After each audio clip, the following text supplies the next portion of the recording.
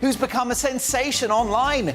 Gerald Stratford is retired and he's got quite the story. He joins me shortly. He'll be showing me his huge marrow. Big guests, big stories and always big opinions. I'll be dealing with Meghan Markle next. I've kept quiet for many weeks now, but that all is about to end. First, the headlines with Tatiana Sanchez.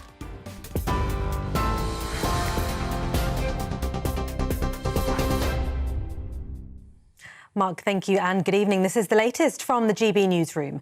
Merseyside Police says 118 people have now been arrested following disruption caused at the Grand National. Protesters crossed the track at Aintree, breaching security fences, with at least 2 gluing themselves to a jump. The Animal Rising Group says the event is cruel, with 60 horses dying at the festival over the past 23 years. 3 horses died during this year's 3-day event, the latest Hill 16 racehorse, who suffered a heavy fall at the first fence. The government's under pressure to prevent the most extreme nurses' strike yet after the latest pay offer was rejected. Members from the RCN voted against the 5% pay rise, meaning NHS nurses in emergency departments, intensive care and cancer wards will take industrial action for the first time. The 48-hour walkout will start on the 30th of April. But 74% of Unison members voted to accept the same offer. Meanwhile, Royal Mail has reached a pay deal with the Communication Workers Union. In a statement, the CWU said the agreement will be considered by the executive of the union before being voted on by the union's membership. Details on that agreement are expected next week. The Shadow Armed Forces Minister has told GB News a blind eye is being turned to predators around Parliament. Luke Pollard has described Westminster as the most unprofessional workplace he's encountered. Speaking to Gloria De Piero, the MP, who's recently announced he'll step back from politics, says victims of abuse and bullying are repeatedly being let down. I still don't think Westminster is a safe place to work, especially for many of the young members of staff that MPs employ. And we know that there are predators around Westminster that are sometimes allowed to continue or a blind eye turned. And I want to see that changed, because I think Westminster should embody the very best of our country. It should be a place that people aspire to get elected to and then want to change the world from a position of strength. And I'm afraid at the moment, I sometimes feel Westminster lets the rest of the country down. You can see that full interview with the Shadow Armed Forces Minister Luke Pollard on Gloria Meets tomorrow at 6 p.m. Now, the Scottish Government is considering drafting in the army to help run the key Highland ferry service. That's after a vessel broke down last Friday, resulting in a 42-mile diversion for passengers. The 5-minute crossing usually carries more than 270,000 cars a year. Well, currently, there's only a foot passenger service operating twice a day. And demonstrators have gathered in London's Trafalgar Square to protest against the expansion of the ultra-low emission zone. If it goes ahead, drivers in outer London will have to pay £12.50 a day if their vehicles don't meet emission standards. 5 Conservative-led councils have launched legal action against those plans. But the Mayor of London's office calls the challenge costly and misguided and argues the proposal is life-saving. TV, online, DAB Plus radio and on TuneIn. This is GB News. Now it's back to Mark Dolan tonight.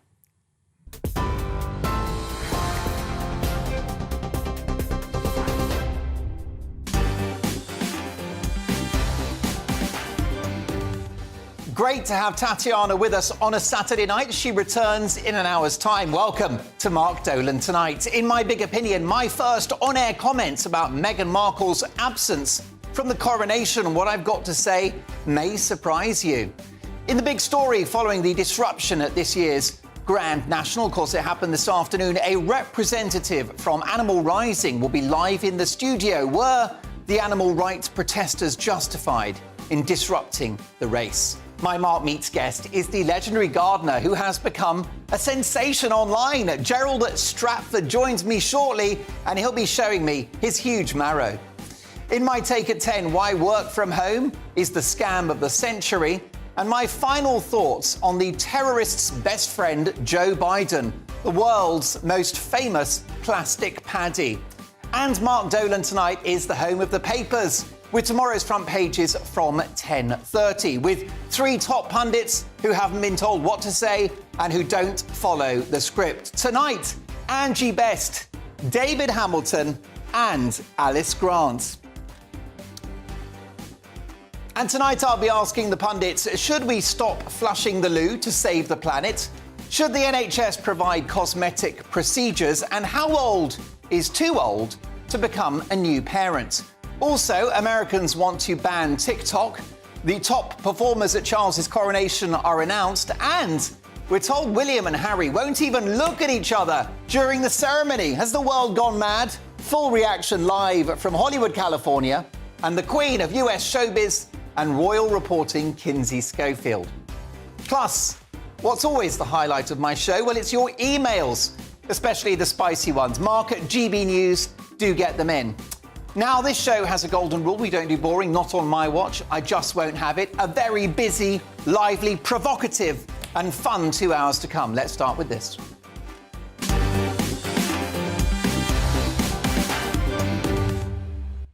It's official. The world's least happy millionaire, Prince Harry, will be attending the King's coronation alone. It's important and right that he attends, and our dynamic new King, Charles III, has once again claimed the moral high ground, with a statement in the last 24 hours reaffirming his pride in both of his sons, demonstrating once again his pure class and his shrewd diplomatic and political instincts in relation to the Duke and Duchess of Woke over in California. He won't give them any excuse to moan or play the victim card. As all monarchs should do, including his late great mother Elizabeth, King Charles is rising above this confected soap opera which is playing out in Hollywood. Many say that we've dodged a bullet with Meghan Markle not attending. And I've got no doubt that Harry will enjoy a break from the constant earache from her indoors, the woman I like to refer to as she who must be obeyed. Whilst he's here, Harry may enjoy a few precious moments where he's allowed to have some thoughts of his own and discover that his family and his country aren't so bad after all. But let me tell you, I believe that Meghan Markle's decision not to attend is pure cowardice. It's my view that she fears pushback from the British public.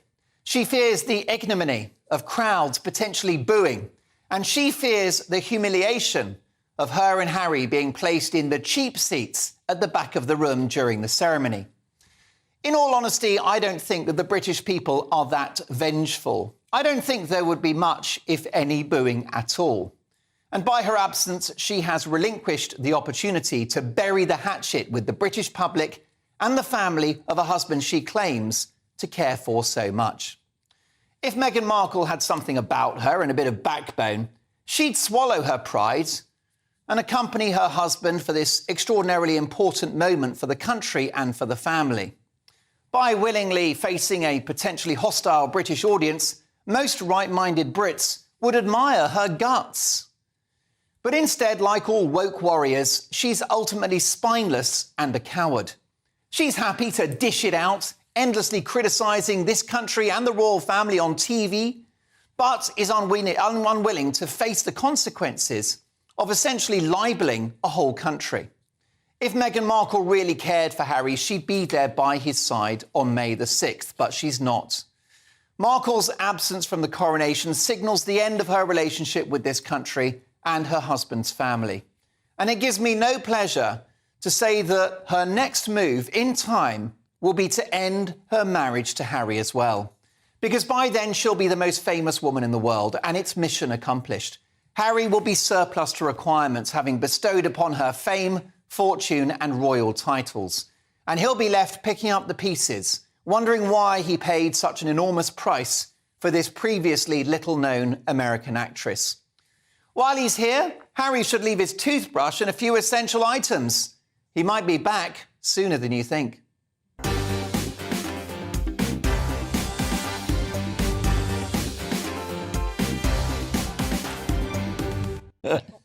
What's your reaction to that, Mark at gbnews.uk? Have I been too hard on Meghan Markle? Many would argue that she had a rough time when she lived here in the UK and served the royal family, that the press were very harsh on her, very critical, and that the family were uncaring in relation to her mental health.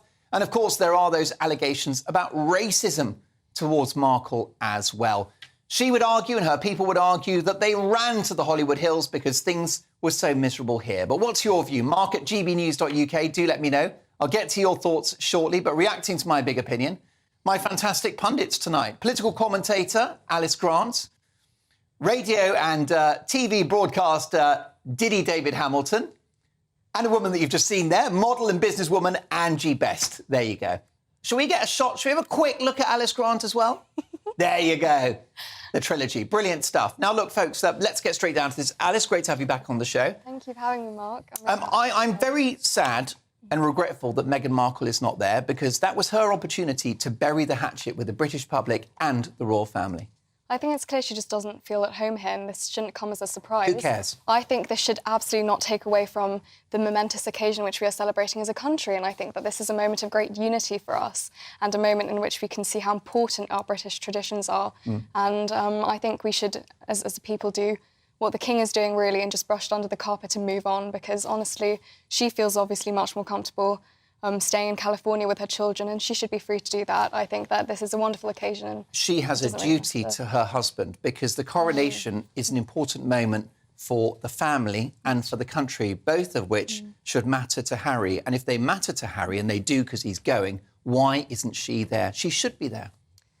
She should be there, but she's chosen not to be. So I think that we should simply just focus on how great this is for the British people. And I think that as a people, we are quite forgiving. I know you mentioned in your monologue this kind of doom scenario, but if that were to be the case, I'm so sure that we would welcome Harry with open arms again. I really think that this shouldn't matter, and we should focus on how wonderful this Christian celebration is of a new monarch. So, well, David, I see this as another act of war on the royal family. We've had it from, of course, Joe Biden, who hasn't or isn't going to bother turning up to the coronation. Now Meghan Markle, the ultimate snub. You think the Americans love us generally, do you? That's the kind of impression that you get. I think an awful lot of members of the royal family will be very relieved that she's not coming over. And I think, you know, they love Harry. I think that King Charles has been very magnanimous about both of them, actually, considering the way that they've constantly slagged off the royal family. But I think there will be a lot of relief that she's not coming. I think they love Harry, but they don't like what he's become while he's been with her. And, you know, you can't slag people off and then accept their hospitality. You know, you just can't do that. Or did she, rather than slag off, did she not simply speak the truth about her experience?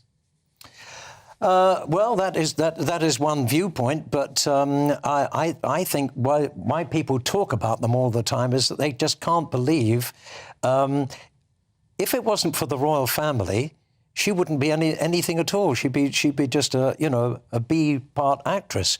So the royal family, the family that have made her everything, are the people that she's now criticising all the time. You don't criticise your own people. It's like me coming on your show and telling everybody Mark Dolan's rubbish. Well, we know that. That's established fact already.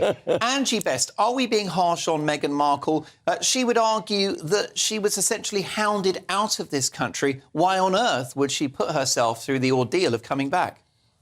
We don't know whether she's decided that or whether Harry's decided that. Oh, come on. Meghan decides everything. She who must be obeyed.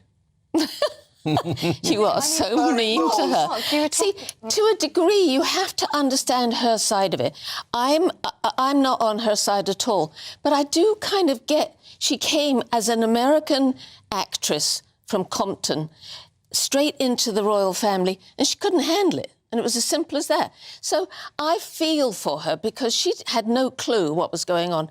I couldn't handle being into the royal family, could you? No clue what was going on. She's been admiring the royal family since she was a teenager. As a little girl sitting... She's an experienced Hollywood actress. She's been on the red carpet. She's had paparazzi. But it's in a all popular her... TV series called Suits. She was a celebrity. She came to London. She was best mates with Piers Morgan and Lizzie Cundy. She's no shrinking violet. OK, nothing I'm going to say. You know what? Let's focus on William and Kate, the future king and queen. King Charles is only going to be around for another 20 years anyway, and then there'll be another coronation. He's got good genes, you never know. He might be like Diddy David Hamilton.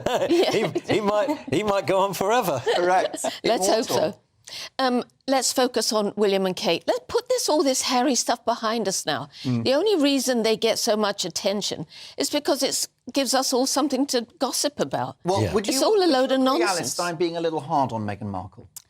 Well, I think there's so much focus on Meghan that kind of Harry gets a bit left out here. You were talking about duty, and I think that, you know, he is the man of his family. He's obviously made this decision as well.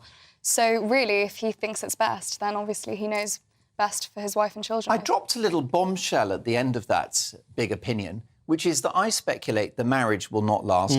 I don't think they'll be together in 5 years' time. Alice Grant? I think a lot of people think that as well. Yeah. And I think that when he gets to his sell-by date and he's no longer needed. But I said to you when I was here before, there's a winner and a loser in this, and she has gained everything and he's lost nearly everything. And that does not add up to a happy marriage. I disagree. I think their family, you know, when you have children there, it's a really beautiful thing, and I really hope that they don't fall apart. And I also think that Harry now has a huge responsibility now that he has children. So I hope that he is able to stay by her side. Well, you're absolutely right. I have speculated in my big opinion that they will split in the coming years. But I hope they don't. Of course not, for the sake of the kids. Coming up next in the big story, following the disruption at the Grand National this afternoon, a representative from Animal Rising will be live in the studio. Were the animal rights protesters justified in disrupting the race? That's next.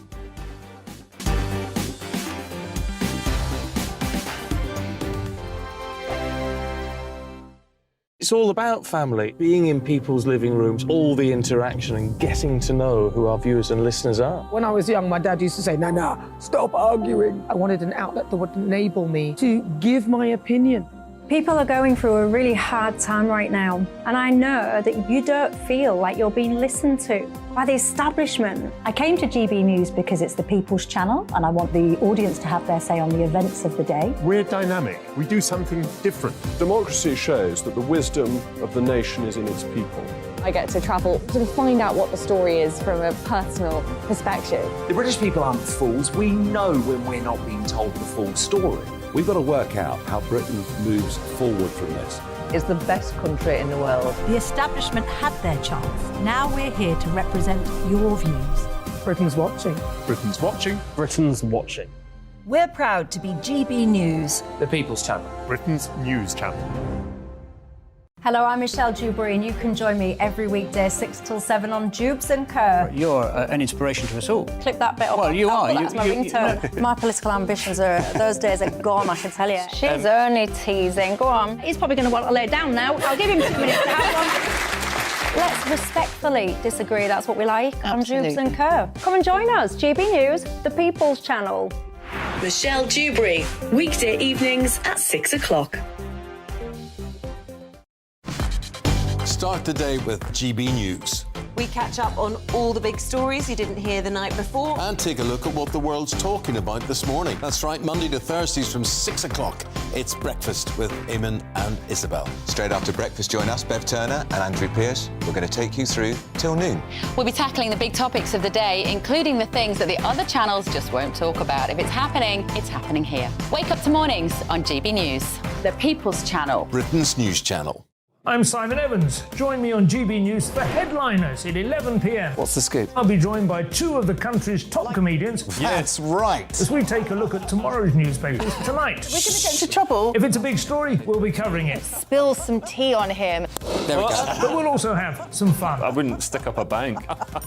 My father didn't love me. So anyway, Headliners every night from 11 on GB News, the People's Channel, Britain's news channel. We've got a brand new lineup every Saturday night on GB News. From 6 p.m, I'll give you my unique take on the world today. Then at 7, it's me, Calvin Robinson, with my Common Sense Crusade. New to GB News is the Saturday 5. 5 times the opinion. Join us every Saturday from 8 p.m. as we debate the week's stories. With us 4, plus a special guest. And at 9, of course, it's Mark Dolan Tonight. Brand new Saturday nights on GB News, Britain's news channel.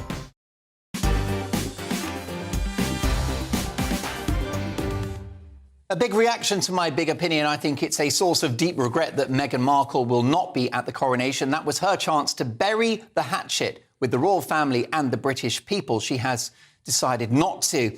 Richard says, Mark, the whole Harry and Meghan circus is very tedious. Stick him in row Z behind a big pillar to wind up Meghan. The star guest will be Kate, the embodiment of total class. How about this from Leslie? Mark, totally agree with your big opinion and would go further and say that Harry is probably quite homesick by now, missing his friends and family, only a matter of time.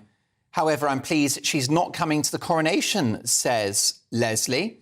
Sarah says, either Meghan is hoping he's refused re-entry to the US following his drug confessions, or she wants a break from his constant whinging.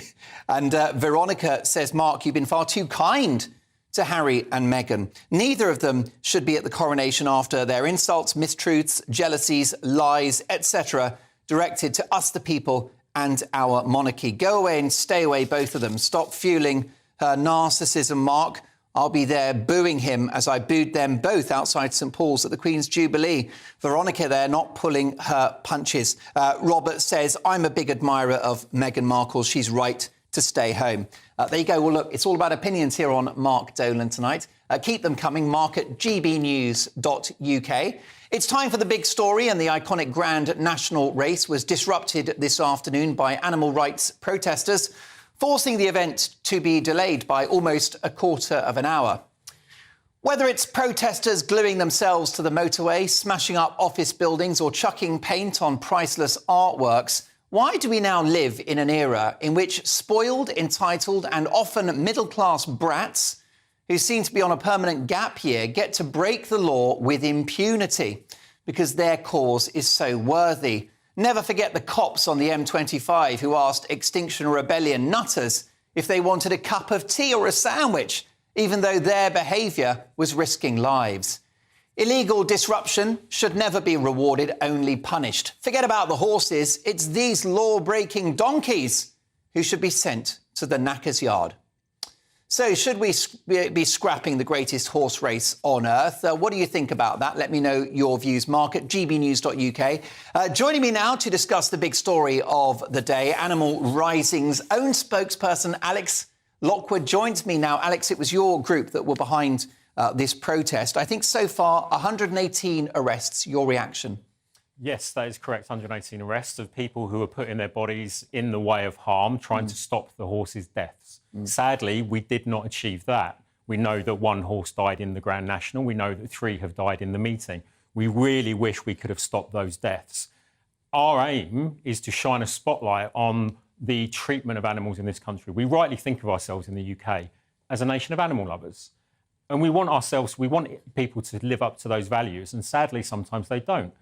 At the Grand National, in the food system, across the devastation of our countryside, like polluting our rivers, the River Wye, for example. You know, what we want is this big national conversation. And actually today, the thing that we can, I think, be really proud of is that people up and down the country, this is one of the top stories of the day, people at their dinner tables tonight are talking about this and going, should this race really go on? Do we really want to have fun watching animals die? That's what we need to be talking about. But we live in a representative democracy, and the way that you spark a debate is through the ballot box, not by breaking the law, which is what happened today with 118 arrests. Protest has always been part of a healthy democracy, for as long as there's been democracy. But not breaking the law. Protest has always been a part of democracy. So, for example, you spoke there earlier about like Extinction Rebellion being on the motorways. Like Insulate Britain, 2 years ago, universally disliked. Now, insulation is a part of every major political party's agenda. Sometimes you have to raise the alarm to bring attention to the thing that is going wrong in society. But which cause? There's no hierarchy of causes. Which cause is not important enough to break the law? Child poverty, NHS cuts, where does it stop? We have the rule of law in this country. That's what makes Britain a great place. Yes, and sometimes, actually, we need to challenge where that line is. So what we're about, actually, is about shining the light on the climate and nature crisis that we are facing. Like, we are facing that crisis. Animal exploitation is right at the heart of that in terms of the animal agriculture. And here you are on the media talking about Absolutely, it. yeah. But you don't have to break the law and attempt to disrupt a national event, which is the Grand National, which millions of Brits have been looking forward to and which is backed up by an equine industry that takes great care of these animals. We think there's better ways to have fun than watching animals die. Well, you don't decide that, Alex. No, we don't. live in a democracy. It's a free country. Yes. I mean, are you going to stop us gambling? Are you going to stop us getting drunk in the pub? No, because that isn't harming animals. You know, so where there is harm to others, we are trying to bring attention to the fact that that's not who we want to be in this country. You know, for example, 80% of people under 40 don't want to go to the horse racing because they know it's unethical. What they want is like a change in the way that we relate to animals. So what we want is a countryside full of the animals we love, including wild horses. I mean, I bet you never have actually... You know, I've certainly never seen a wild horse. No, I never have, no. No, and that's because the only way we get to see these animals is through these exploitative industries. But, of course, these wild horses would be pursued by natural predators. It would be pretty grisly, wouldn't it? Probably worse than, performing at the 3:30 at Aintree. Well, I mean, how would you like to live your life? Nature's pretty rough out there. Yeah, I know. I don't know if you've ever seen, Yes. David Attenborough documentaries. I mean, I've seen many of them, but I wonder how you would like to live your life. Tigers aren't very woke, are they? No, but would you like to live your life as a whipping boy for a master, trained and forced to act in ways, or would you rather take your chances as a free, independent being? You know, most of us want to live freely, and I understand that. That's why we have a democracy. But what we're saying is actually these animals who are forced into these races, animals, the horses, thoroughbreds, they want to run. They don't necessarily want to race. And they certainly don't want to break their necks and die, which is what happened to Hill 16 at the first fence. Which is very, of the very, race very sad. today. And that certainly supports your position. Yeah. It was tragic today that a horse died in that race wouldn't have if there hadn't been the race. No, but that's the 50th horse this year in horse racing. A horse dies every other day in British horse racing, just on the tracks. And that's not even talking about in the paddocks and in the But the nobody questions your right to protest legally or indeed raise this conversation, which I've got to say has been going on for many years now. And I think there are some aspects of your argument that resonate. But the bottom line is it's the methods that my viewers and listeners will object to. The actual evidence out there, and I don't want to get very technical, but the evidence out there is that protest, peaceful protest and civil disruption... Which is not what happened today. But it works in terms of changing public opinion over time. And actually, that's really what we need to do when we're in the middle of a climate crisis, which we are. And our treatment, our exploitation of animals is right at the centre. By the way, we're conflating animal welfare with the climate crisis. I think that's a little bit too much for one issue. No, I mean, you may be talking about animal welfare. We are talking about stopping harm to animals. We're not about... Well, if that's the case, then we won't be eating meat or fish. Let's hope not, yeah. But, I mean... And you get to decide that as well. No, not at all. So you cancel the Grand National. You're stopping me having a steak or eating some wild salmon. What else are you going to do that controls my life? I really wish I had the power to do that, and I don't. Well, I know you do, and that's why it's scary. But we don't. We do not, and that we do not, because if we did, we would do it. What we have is an ability to put our bodies in the way of harm, and actually the climate crisis is really harming us.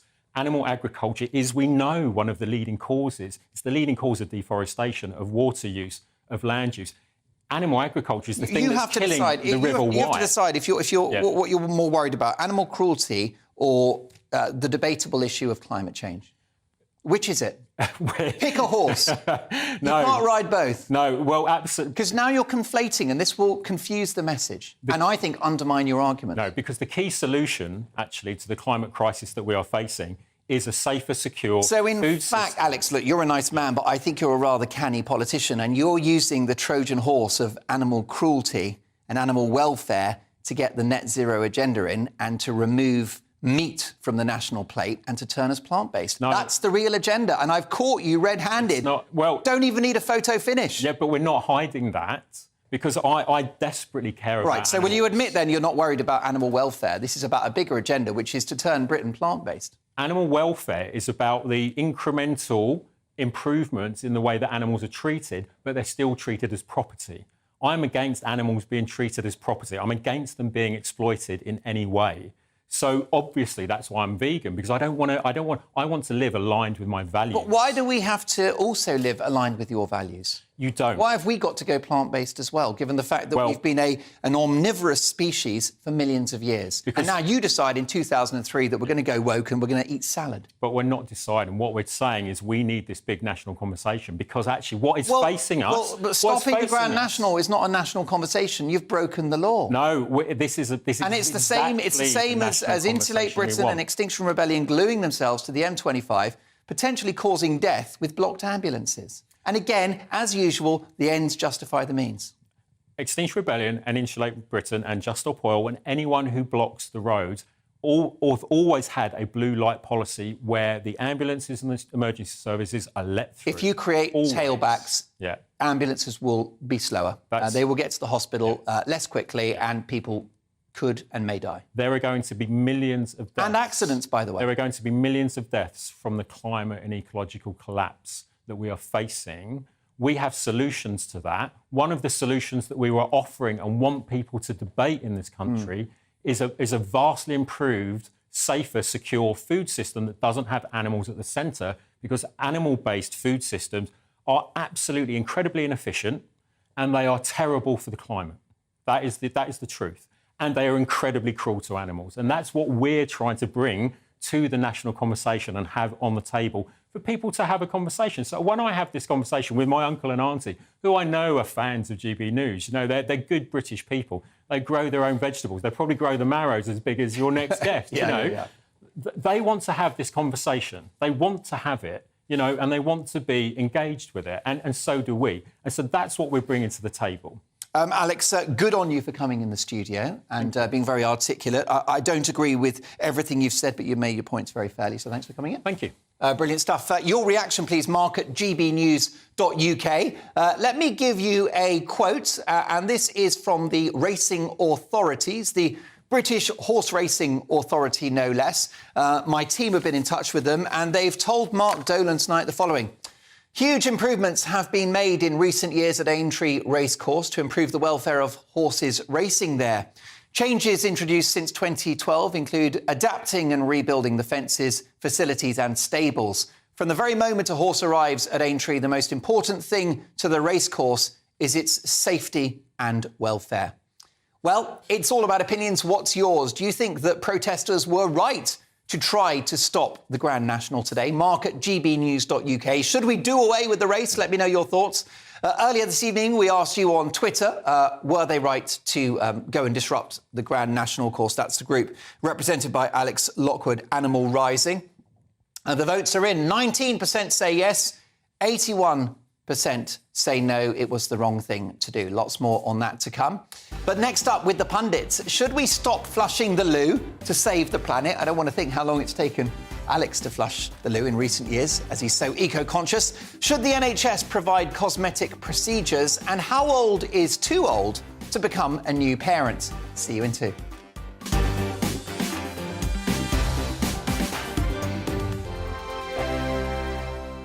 I joined GB News because I was sick and tired of not hearing my views being represented, not just mine, but so many people that I knew and spoke to. I just couldn't get my voice out there. I couldn't say anything. I couldn't do anything. Whatever the narrative was, I kind of had to follow it. GB News is there to provide a voice for those who have been ignored by the establishment media. We think different things, we've got a different style. GB News is here to be optimistic and positive about the future. It's real kind of dynamic and flowing, with the audience very much at the heart of it, like a big family. Here at GB News, we talk about the things that matter to you. Hearing the voices from right across our towns and cities, especially our towns. All sides of the argument represented with a heavy dose of opinion. We're on a mission here to make a difference. And the GB News family really is here for you, and whatever time of day you can watch or listen. Britain's watching. Britain's watching. We're proud to be GB News. The People's Channel. Britain's news channel. Westminster is going around in ever-decreasing circles, followed by the media. Britain is broken. How on earth did we get into this mess? But more importantly, how do we get out of it?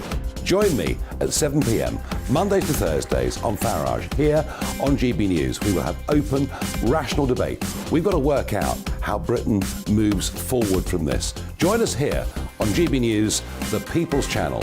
Britain is watching. You've probably seen politicians interviewed 1,000 times, but we do it differently. We find out who they really are, we don't shout, we chat, and hopefully we bring a bit of light, not just heat. Did you know Kate Moss? Apparently. Do you have a pair of jeans or a pair of jeans? No, of course I don't. What would I do with them? My friends are like, oh my God, what's she doing now? Join me every Sunday at 6 for Gloria Meets, only on GB News. the People's Channel, Britain's news channel. I'm Jacob Rees-Mogg, the Member of Parliament for North East Somerset and a former government minister. For years, I've walked the corridors of power in both Westminster and the City of London. We need to have the arguments, the discussions on how we make it better. Crop failures, famine, war, suffering on a scale completely unimaginable. We are putting the cart before the horse. As Charles I said at the scaffold, he was the true defender of liberty. Yeah, I've completely derailed the conversation. Join me Monday to Thursday at 8 p.m. on GB News, Britain's news channel. I'm Mark White. As GB News Home and Security Editor, I cover those key issues that are so important to you. Our authorities, our communities doing all they can to combat violent crime. With the public services under unbearable strain, why are we still failing to control our borders? Defence, the first priority of any government, has been continually hollowed out. Can we trust our politicians to protect the armed forces? Join me, Mark White, on GB News.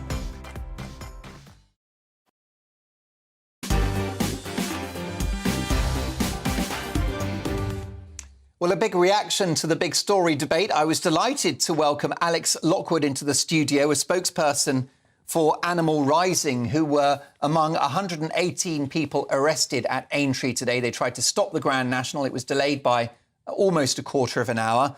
Your reaction? Dulcie says, Mark, yes, the Grand National should be stopped or at least changed to regulation fences. After watching a horse die in the race today, and also some horses seeming to get stuck in the fences, I won't be watching or having a bet on the race ever again. Many of you are actually in agreement with what's been said there.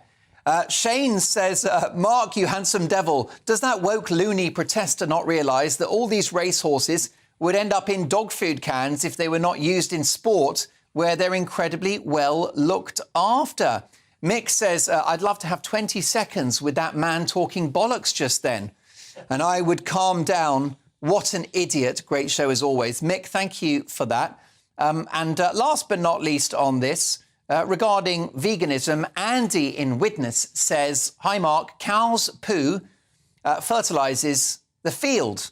They do not harm other animals. Bugs live on the poo. Fields of organic farms use organic pesticides, killing bugs, which are good for other animals. And when the farmer drives through on his combine harvester, he doesn't have a man up front waving a red flag to warn the field mice and baby birds nesting in the field. No, they are mashed up in the process. Makes you think, hey, well, Andy, you did make us think. Keep those emails coming, Mark, at gbnews.uk.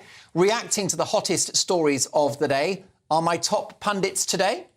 We've got political commentator Alice Grant, radio and TV legend Diddy David Hamilton, and model and businesswoman Angie Best. Now, Britons have been warned by a Thames Water executive not to flush their toilets after having a wee to conserve the country's water supply. Water companies regulator Ofwat have set companies' targets to cut water consumption per person by a fifth by 2038, but most failed to meet these targets in 2021 and 2022. So, are you willing to not flush the loo after a wee? Let's ask the wonderful, well-hydrated Angie Best. Thank you, darling, of course.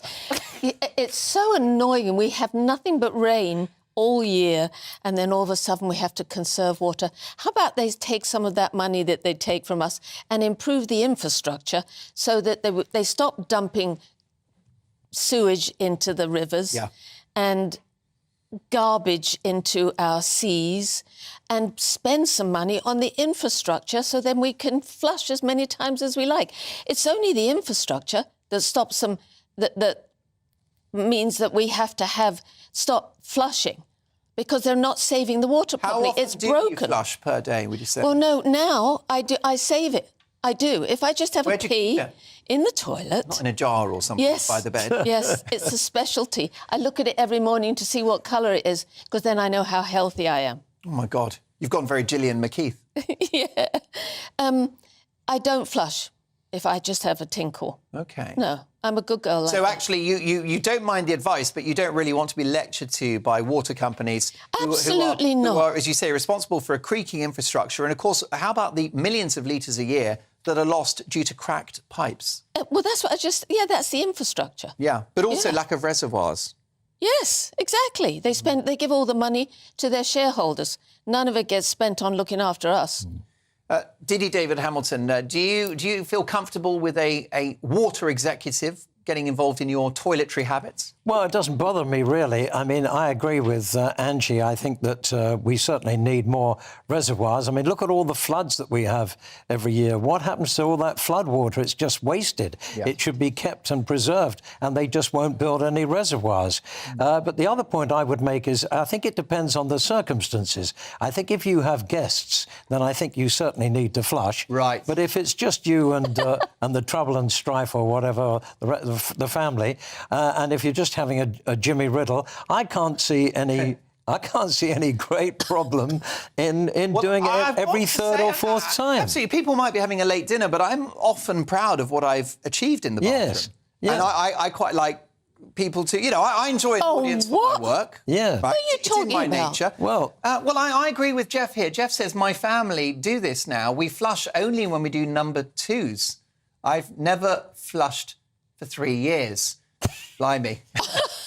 An image is hard to unsee. This is just awful. Alice, you got any toilet humour for us? No, it's actually terrible, but I do agree that it's an infrastructure problem, and it's really just rather irritating that they keep pointing the finger at the consumer at this time when really it's down to these big corporations. Absolutely. It's always us getting them out of trouble. They've got a little phrase here: if it's yellow, it's mellow, and if it's brown, flush it down. Yeah. Well, they should be in the brown stuff. To me, Chloe, I would like Thames Water to bog off. Now, Josie Cunningham has said that she would never have been able to join OnlyFans, which is a rather sexy subscription site, without her NHS breasts. The controversial Leeds-born model, who's 32, rose to fame in 2019 after getting a £5,000 boob job for free on the NHS. Now, with her own account on the content platform, she bears her taxpayer-funded boobies in nude and fetish poses. I see David getting quite excited at that thought. You're making an old man happy here. There you go. He's gone positively pink.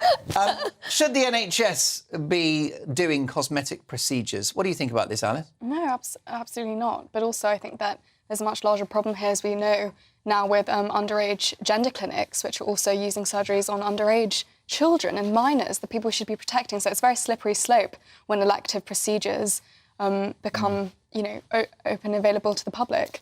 So really, I think this touches on a much wider problem, which is an abuse of the NHS system, which is so dear to the British people, and yet is being abused daily and is a terrible waste of money in so many ways and must be reformed. Well, I agree. I mean, I don't think giving a mammogram, a breast removal, to a teenager can be described as some kind of medical treatment. No, it's total abuse. It's actually a stain on our society that that's allowed to happen, and we really ought to be, as a society, looking at this and healing from all the travesties which we've heard in the news about victims who deeply regret these elective procedures. What about, I think the boob job is something most of us can agree is ridiculous for an overwhelmed NHS at the best of times. What about a crooked nose that affects your self-confidence, maybe even creates depression? Is that an argument that you could give to your GP? No, none of that should be on the NHS. The NHS is for saving your life, not catering to your egos. OK.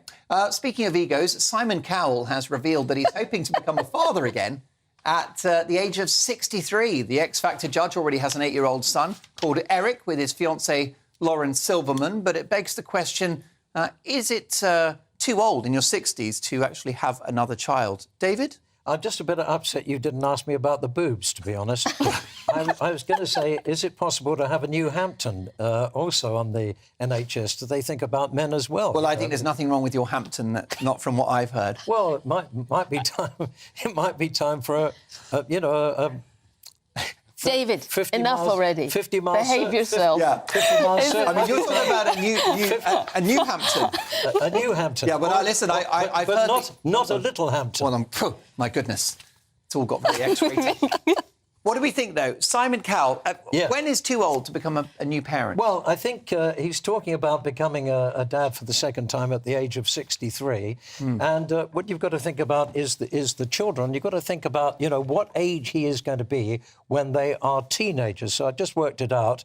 If he's a dad at 63, then he will have on his hands a teenager at the age of 76. Now, I think that might be quite trying for him. But then you have to think that Ronnie Wood did it, didn't he? Yeah. But, of course, the difference, what they have in common, both of them, is that they have lots of money, so they can afford to have people look after the children. But I think for the average Joe and Jenny, I think it's probably not a good idea. Briefly, Angie? But we're all living so much longer, so it doesn't matter. Plus, he's loaded, isn't he? So that's another thing. Financial security, not a concern. Interesting debate coming up next. My Mark Meets guest is the legendary gardener who's become a sensation online. Find out why. Gerald at Stratford joins me shortly, and he'll be showing us his rather large marrow. It's not a little Hampton, let me tell you. See you in 2.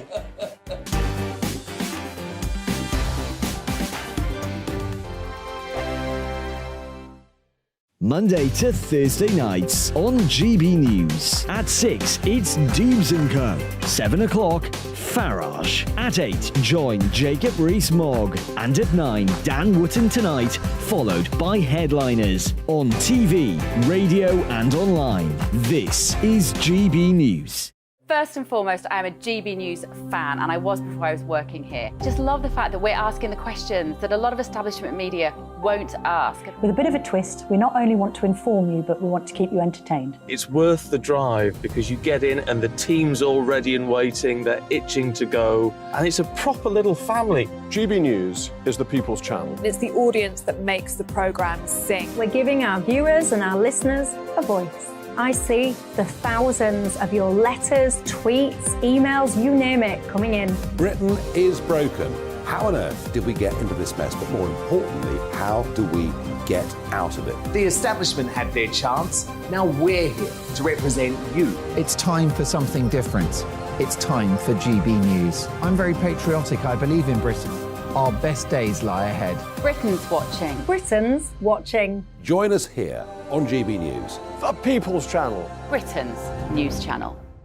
Join me, Patrick Christie's, Monday to Friday, 3 till 6. We tackle the day's news agenda like you've never seen before. It's high tempo, high octane, the most controversial topics, and the best guests. You will not be able to take your eyes and ears off it. I'm not afraid to ask the questions that you really want answered. 3 till 6 p.m, Monday to Friday on GB News, the People's Channel, Britain's news channel. GB News has its own late-night paper preview show, Headliners, where comedians take you through the next day's top news stories. You don't have to bother reading the newspaper, we've got it covered for you. Headliners, every night at 11 p.m, and repeated every morning at 5 a.m. We won't send you to sleep like some of the other paper review shows out there. GB News, the People's Channel, Britain's news channel. Join me, Camilla Tominey, on Sunday mornings from 9:30, taking the politicians to task and breaking out of SW1 to see how their decisions are affecting you across the UK. Bursting the Westminster bubble every Sunday morning, only on GB News, the People's Channel. Britain's watching.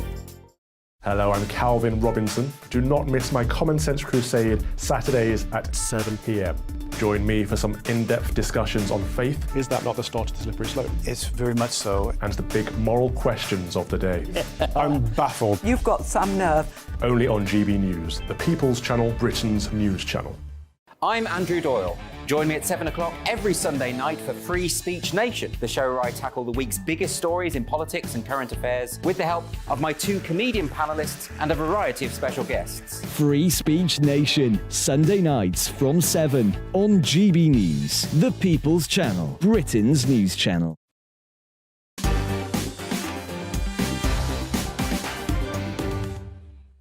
Are boob jobs justified on the NHS? That was a debate I had with my pundits. This from Dennis, who says, no, the NHS is there for sickness, not vanity. The lefty doctors play the "this is necessary for mental health reasons" card and recommend the treatment. It's easy to spend someone else's money. Claire says, we've just met someone transitioning from female to male and they had their breasts removed for free on the NHS. Have they got more or less of a right than a model to a free procedure? Would you be willing to stop flushing the loo to save the planet and to save water, as recommended by a Thames Water boss? Not flushing the loo, along with nobody using deodorant anymore. What's next? Never having a shower, says Richard. Well, yeah, they want to get rid of the power showers as well. I don't know about you, but I love a power shower. Do you know my top tip, by the way? Have a cold shower. Very refreshing. That's a recommendation I make in my brand new podcast, The Mark Dolan Way. Now, look, let's crack on with the rest of the show. Let's do this.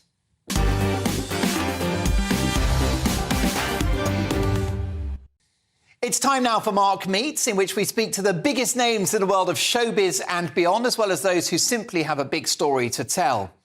Now, forget about Alan Titchmarsh or Monty Don. The People's Gardener, a man that's broken the internet with his green-fingered skills, is a gardening sensation. He's retired fisherman Gerald Stratford. He tends to his prized allotment on a daily basis, and here he is in action. Microgreens, I love them. Oh. Yes, he loves a microgreen, but he's also known for his incredibly large vegetables. He's even released a best-selling book entitled Big Veg, Easy Tips for Growing Your Own. And there you are, it's out now. Well, you know what they say, size matters. Gerald Stratford, welcome to Mark Dolan tonight. Mark. Great to have you on the programme, looking very smart this evening. Were you on the allotment today? No, I went to an auction today of all things to do with gardening. Lovely. A bit of an industry, like a trade affair that you went to. Now, I understand your fame began when you shared your bumper crop of rocket potatoes. What happened next? It just took off. I can't really explain it. From just having a few followers, 96 to be precise, 2 photographs on May the 16th, 20.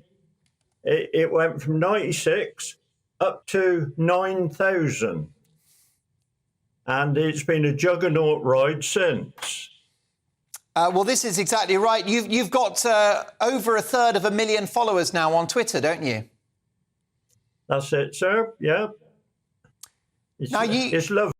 It's wonderful. Well, it's because you're a great gardener and you're very charming. You're a fabulous broadcaster, let me tell you. Now, you were a fisherman for a long time and very successful at that, Gerald. You were the British game fishing champion in 1984, but you got tired of fishing. Why was that? Basically, I was getting to an age where I couldn't do what I used to be able to do. And fishing, the sort of fishing I was doing, going all over Europe, fishing for carp and catfish, it became rather hard. And so my partner Elizabeth and myself, we moved here in 2016 in this lovely little village in the Cotswolds. And we had a blank canvas, a lovely garden. And I said to Elizabeth, I'm going to cut back on the fishing and let's do our garden together. Well, and the rest is history, Gerald. Now, you're famous for your big vegetables. I hear you've grown a 24-inch cucumber. May I be the first to congratulate you? 31 1/4, actually. Oh, my goodness, it's grown. That photograph there was a marrow. That is a potato. I've had carrots up to 1 metre long. That's parsnips. They're nearly 1 1/4 metres. I just love growing vegetables. And whatever you hear about my big veg, they eat just as nice as small veg. Well, yeah, I mean, that carrot, Gerald. On that one, that is a cross-section of a cabbage. Oh, isn't that wonderful? That could feed a village for a month. How do you get your vegetables so big? What's the trick, Gerald? Well, we've just had the Grand National today, and a horse gets fed at one end, and what comes out the other end, I have on my allotment. It's It's natural and it's good. There you go. Alan Titchmarsh, eat your heart out. Now, I understand the allotment was a great comfort during the pandemic. Oh, too true. You know, it shook me and Elizabeth rigid, you know, because we were here enjoying our retirement, and all of a sudden, when the pandemic come along, you think, crikey, is this it? Are we finished? And the garden was our saviour. We didn't have to meet people. We were just on our garden, doing our thing, and getting over it. Psychologically, it was a lifesaver. Indeed. Do you think more people should have access to allotments, Gerald? Too true. I mean, it was a lifesaver. When allotments were first formed at the beginning of the 20th century, just after the First World War, the government of the day gave parcels of land over to local authorities so soldiers coming home from the war could have pieces of land to grow vegetables and eggs and chickens for their families. And it really took off, and there was millions. And then in the sort of 70s and 80s, with the boom in supermarkets, it started to die. But it's coming back now. It's coming back big time, and I do everything possible to encourage it. Well, you do with your wonderful videos, which can be found at Gerald Stratford3, or just search Gerald Stratford on Twitter, and his book, Big Veg, is out now. Pleasure to have you on the show, Gerald. We'll catch up soon. Next up, it's my take at 10, my final thoughts on Joe Biden.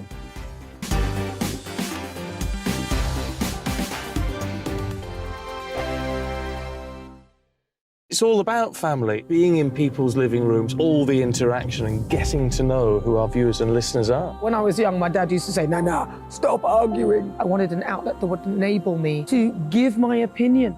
People are going through a really hard time right now, and I know that you don't feel like you're being listened to by the establishment. I came to GB News because it's the People's Channel, and I want the audience to have their say on the events of the day. We're dynamic. We do something different. Democracy shows that the wisdom of the nation is in its people. I get to travel to find out what the story is from a personal perspective. The British people aren't fools. We know when we're not being told the full story. We've got to work out how Britain moves forward from this. It's the best country in the world. The establishment had their chance. Now we're here to represent your views. Britain's watching. Britain's watching. Britain's watching. We're proud to be GB News, The People's Channel. Britain's news channel. Hello, I'm Michelle Dewberry, and you can join me every weekday 6 till 7 on Jubes and Co. You're an inspiration to us all. Click that bit up. Well, you are. That's my ringtone. My political ambitions are, those days are gone, I can tell you. She's only teasing. Go on. He's probably going to want to lay down now. I'll give him 2 minutes to have one. Let's respectfully disagree. That's what we like on Jubes and Co. Come and join us. GB News, the People's Channel. Michelle Dewberry, weekday evenings at 6 o'clock. Start the day with GB News. We catch up on all the big stories you didn't hear the night before. And take a look at what the world's talking about this morning. That's right, Monday to Thursdays from 6 o'clock. It's Breakfast with Eamon and Isabel. Straight after breakfast, join us, Bev Turner and Andrew Pearce. We're going to take you through till noon. We'll be tackling the big topics of the day, including the things that the other channels just won't talk about. If it's happening here. Wake up to mornings on GB News, the People's Channel. Britain's news channel. I'm Simon Evans. Join me on GB News for Headliners at 11 p.m. What's the scoop? I'll be joined by 2 of the country's top comedians. That's right. As we take a look at tomorrow's newspapers tonight. We're going to get into trouble. If it's a big story, we'll be covering it. Spill some tea on him. There we go. But we'll also have some fun. I wouldn't stick up a bank. My father didn't love me. So anyway. Headliners every night from 11 on GB News, the People's Channel, Britain's news channel. We've got a brand new lineup every Saturday night on GB News. From 6 p.m, I'll give you my unique take on the world today. Then at 7, it's me, Calvin Robinson, with my Common Sense Crusade. New to GB News is the Saturday 5. 5 times the opinion. Join us every Saturday from 8 p.m. as we debate the week's stories. With us 4, plus a special guest. And at 9, of course, it's Mark Dolan Tonight. Brand new Saturday nights on GB News, Britain's news channel.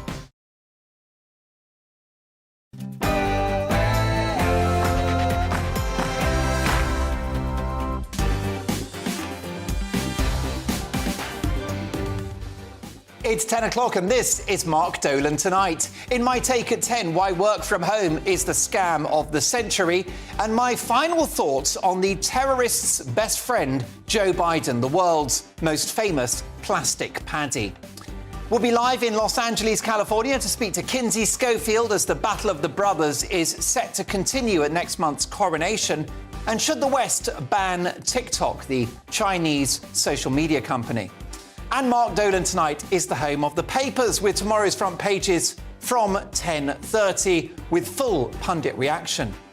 So, big guests, big stories and big opinions. And I'll be dealing with Joe Biden after the headlines with Tatiana Sanchez.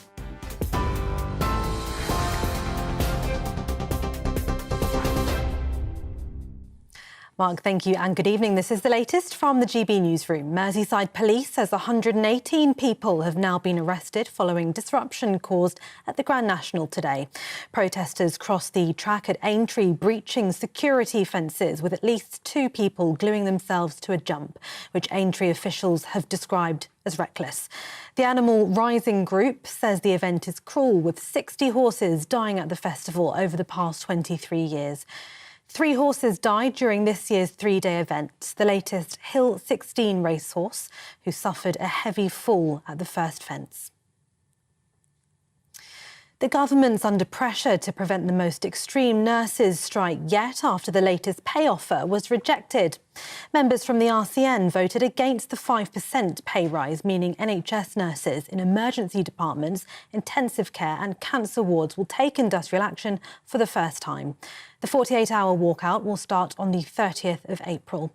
But 74% of Unison members voted to accept the same offer. Meanwhile, Royal Mail has reached a pay deal with the Communication Workers Union. In a statement, the CWU said the agreement will be considered by the executive of the union before being voted on by the union's membership. Details on that agreement will be out next week. The Shadow Armed Forces Minister has told GB News a blind eye is being turned to predators around Parliament. Luke Pollard has described Westminster as the most unprofessional workplace he's encountered. Speaking to Gloria De Piero, the MP who recently announced he'll step back from politics, says victims of abuse and bullying are repeatedly being let down. I still don't think Westminster is a safe place to work, especially for many of the young members of staff that MPs employ. And we know that there are predators around Westminster that are sometimes allowed to continue or a blind eye turned. And I want to see that changed because I think Westminster should embody the very best of our country. It should be a place that people aspire to get elected to and then want to change the world from a position of strength. And I'm afraid at the moment, I sometimes feel Westminster lets the rest of the country down. You can watch that full interview with the Shadow Armed Forces Minister on Gloria Meets tomorrow at 6 p.m. And the Scottish Government is considering drafting in the army to help run the key Highland ferry service. That's after a vessel broke down last Friday, resulting in a 42-mile diversion for passengers. The 5-minute crossing usually carries more than 270,000 cars a year. Well, currently there's only a foot passenger service operating twice a day. TV, online, DAB+ radio and on TuneIn. This is GB News. Now it's back to Mark.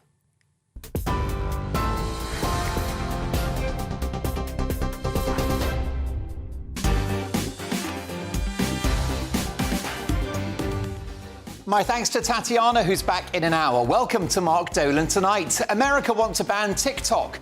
The top performers at Charles's coronation are announced, and we're told William and Harry won't even look at each other during the ceremony. Full reaction live from Hollywood, California, and the Queen of US showbiz and royal reporting, Kinsey Schofield. Kinsey is up next. And Mark Dolan Tonight is the home of the papers, with tomorrow's front pages from 10:30.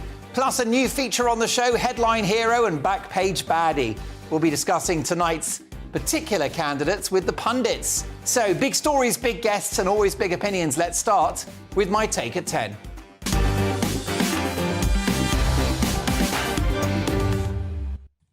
This news is about as surprising as the Pope's Catholicism and a bear's propensity to relieve himself in the woods. Working from home isn't working. This week, the Telegraph report that JP Morgan told senior bankers globally that they need to work from the office from now on. The bank is joining Goldman Sachs, which announced last year that it would be banning so-called hybrid working altogether. As the paper's excellent columnist Len Shackleton points out, working from home is becoming the preserve of the lesser ambitious and the less productive.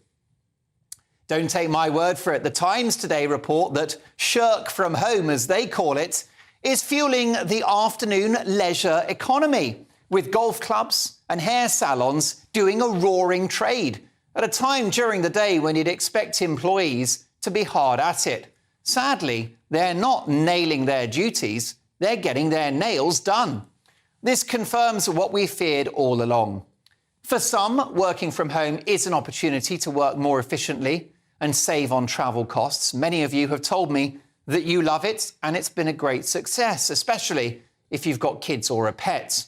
Fair enough. But for too many, particularly in the public sector, where millions are still at home, it's an excuse to sit around all day baking banana bread and catching up on the latest box set.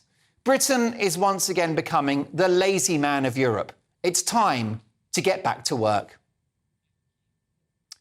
The Aberdeen nightclub dwelling, breakdancing, dance floor gyrating housing secretary Michael Gove has put a few noses out of joint by blocking the construction of a massive new 165 home development in Kent because he said the buildings are too ugly and suburban. Well, I'm sorry, Mr. Gove, but beggars can't be choosers. There are plenty of young people so desperate to get on the housing ladder, they'd happily live on the top of a tree or build a property in Fred West's garden if it meant they could call it home. It seems this and previous governments will accept any excuse not to tackle the big issue within our housing market, a chronic lack of supply, which has caused house prices to spiral and rents to go through the roof. The cost of accommodation is now unacceptably high for millions of Brits. A lot of this is about the future. How can we expect young people to engage with the economy if they don't have a stake in it? And that is what the dream of home ownership is all about. We've had, haven't we, a lot of three-word political catchphrases lately. Boris Johnson got Brexit done. We know Rishi Sunak wants to stop the boats. But I've got three words that would truly transform the fortunes of this country. Build, baby, build. That would be brilliant for Britain, and I'll bet my house on it. Political visits are all about messaging, and Joe Biden's trip to Northern Ireland was nothing short of two fingers to the UK. This charmless zombie staggered from one diplomatic howler to another, including choosing to remove the Union flag from his famous beast presidential car as he travelled through the province. Imagine a British Prime Minister travelling to America and discarding the Stars and Stripes. It wouldn't happen because we are not that disloyal. Biden confused the New Zealand All Blacks rugby team with the Black and Tans, a military police force deployed by Brits during the Irish War of Independence. Now, we all make mistakes, and some of Biden's are hilarious, but his decision to pose for a selfie with Jerry Adams, the effective spokesman for the IRA during decades of terror and carnage, is a sick joke for anyone in the country who lost loved ones or suffered injuries. Just imagine Rishi Sunak flying to New York and posing for a selfie with someone linked to Al-Qaeda, who famously brought down the Twin Towers. But bumbling Biden knows no shame, particularly in the light of his absurd claims to be an Irishman. What a load of old blarney. He is the world's most famous plastic paddy. As a Dolan with Irish parents, I can call myself a proud Irishman as well as a proud Brit. Plastic paddy Joe Biden is about as Irish as a Toyota Prius. I'm starting to think we've been spared by his non-appearance at next month's coronation. After all, he'd probably have Jerry Adams as his date.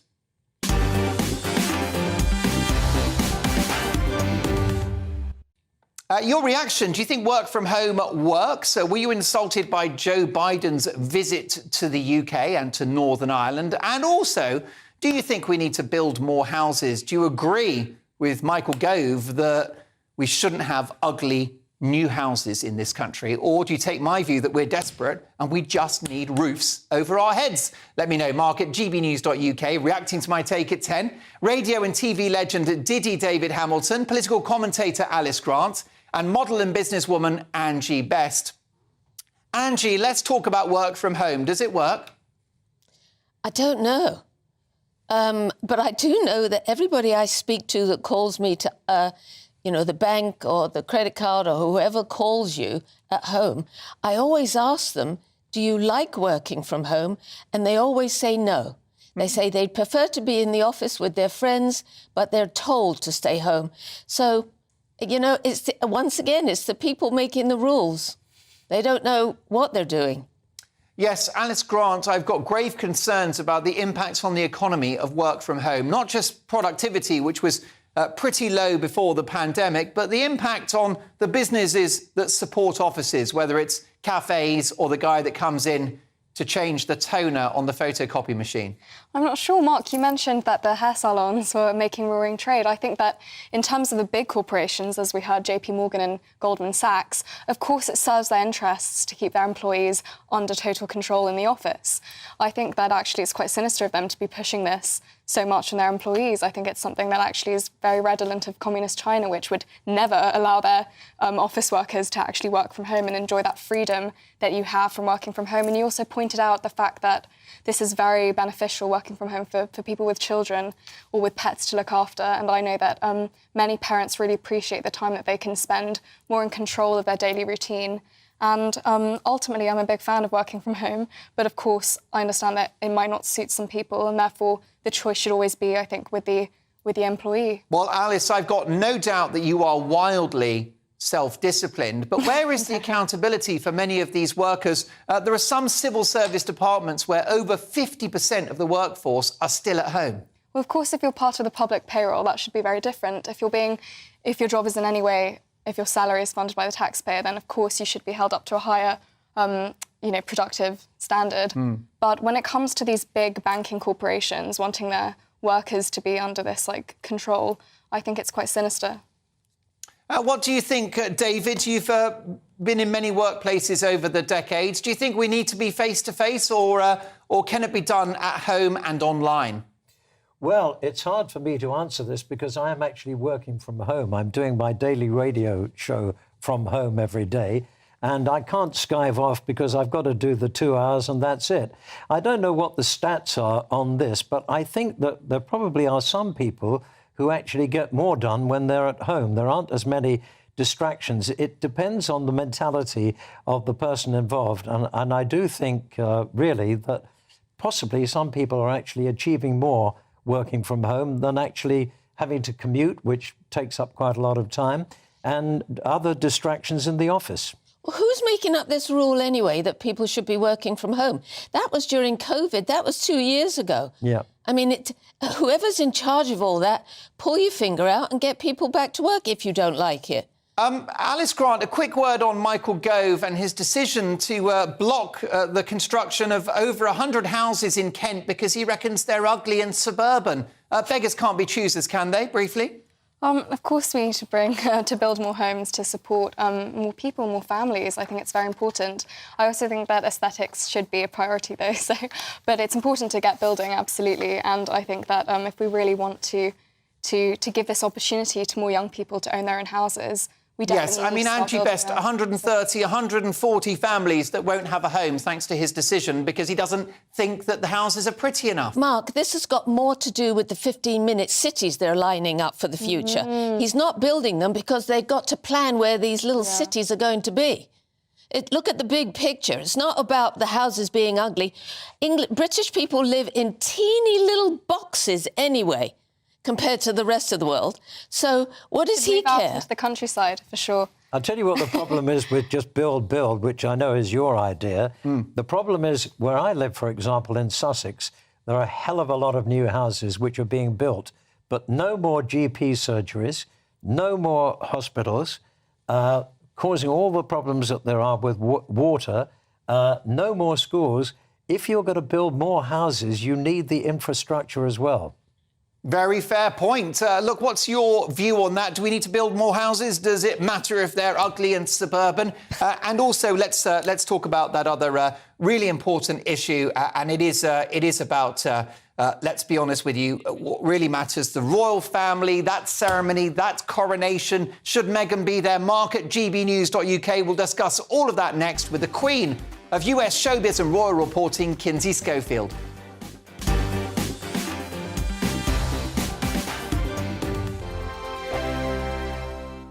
I joined GB News because I was sick and tired of not hearing my views being represented, not just mine, but so many people that I knew and spoke to. I just couldn't get my voice out there. I couldn't say anything. I couldn't do anything. Whatever the narrative was, I kind of had to follow it. GB News is there to provide a voice for those who have been ignored by the establishment media. We think different things. We've got a different style. GB News is here to be optimistic and positive about the future. It's real kind of dynamic and flowing with the audience very GB News, we talk about the things that matter to you. Hearing the voices from right across our towns and cities, especially our towns. All sides of the argument represented with a heavy dose of opinion.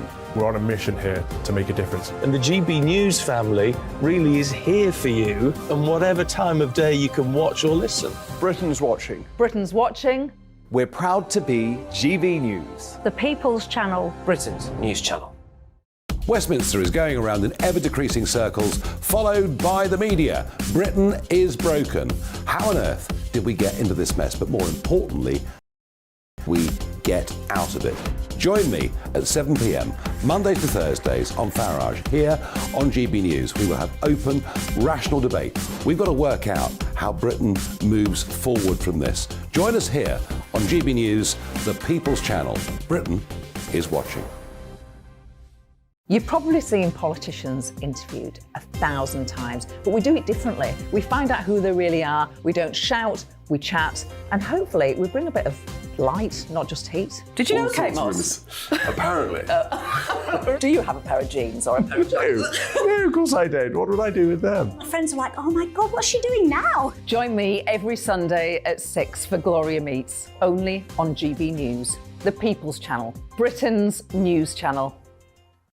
I'm Jacob Rees-Mogg, the Member of Parliament for North East Somerset and a former government minister. For years, I've walked the corridors of power in both Westminster and the City of London. We need to have the arguments, the discussions on how we make it better. Crop failures, famine, war, suffering on a scale completely unimaginable. We are putting the cart before the horse. As Charles I said at the scaffold, he was the true defender of liberty. Yeah, I've completely derailed the conversation. Join me Monday to Thursday at 8 p.m. on GB News, Britain's news channel. I'm Mark White. As GB News Home and Security Editor, I cover those key issues that are so important to you. Our authorities, our communities doing all they can to combat violent crime. With the public services under unbearable strain, why are we still failing to control our borders? Defence, the first priority of any government, has been continually hollowed out. Can we trust our politicians to protect the armed forces? Join me, Mark White, on GB News.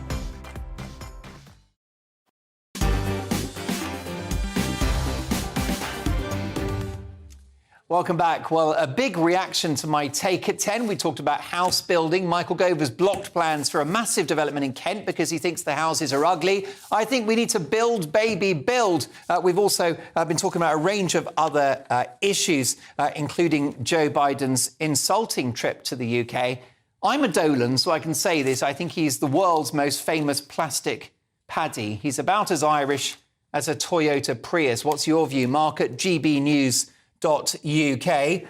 James, on the subject of Biden, says, Mark, dementia freak Biden is a Marxist puppet who got into power by cheating with postal ballots. The world is suffering. Jim, you're entitled to your view. I know that the authorities in America and the courts have looked at that, haven't found that to be the case. However, as I say, this show is all about freedom of speech, and we don't do echo chamber politics, not here on Mark Dolan tonight. Just briefly, if you can. Chris, hi, Mark. You said that housing is a supply problem, but with net migration at 500,000 a year, we would need to build houses for everyone, even to stand still. It's a demand problem. Chris, thank you for that. It's time now for US News with the queen of US showbiz, royal and political reporting, Kinsey Schofield. Hi, Kinsey. I'm so sorry about Joe Biden, Mark. He has clearly fired you up today, and I apologize. And yesterday and the day before, I'm very, very triggered. Kinsey, I need to talk to you about a developing story which is splashed all over the front page of the Sunday Express. An explosive headline. Let's bring it to you right here and right now on Mark Dolan tonight. Royals on the brink of collapse. Now, this is the first time you'll have seen this headline, Kinsey. The royal family is in danger of abolishing itself by stealth, by spending less time engaging with the people of Britain. This according to a shock new report.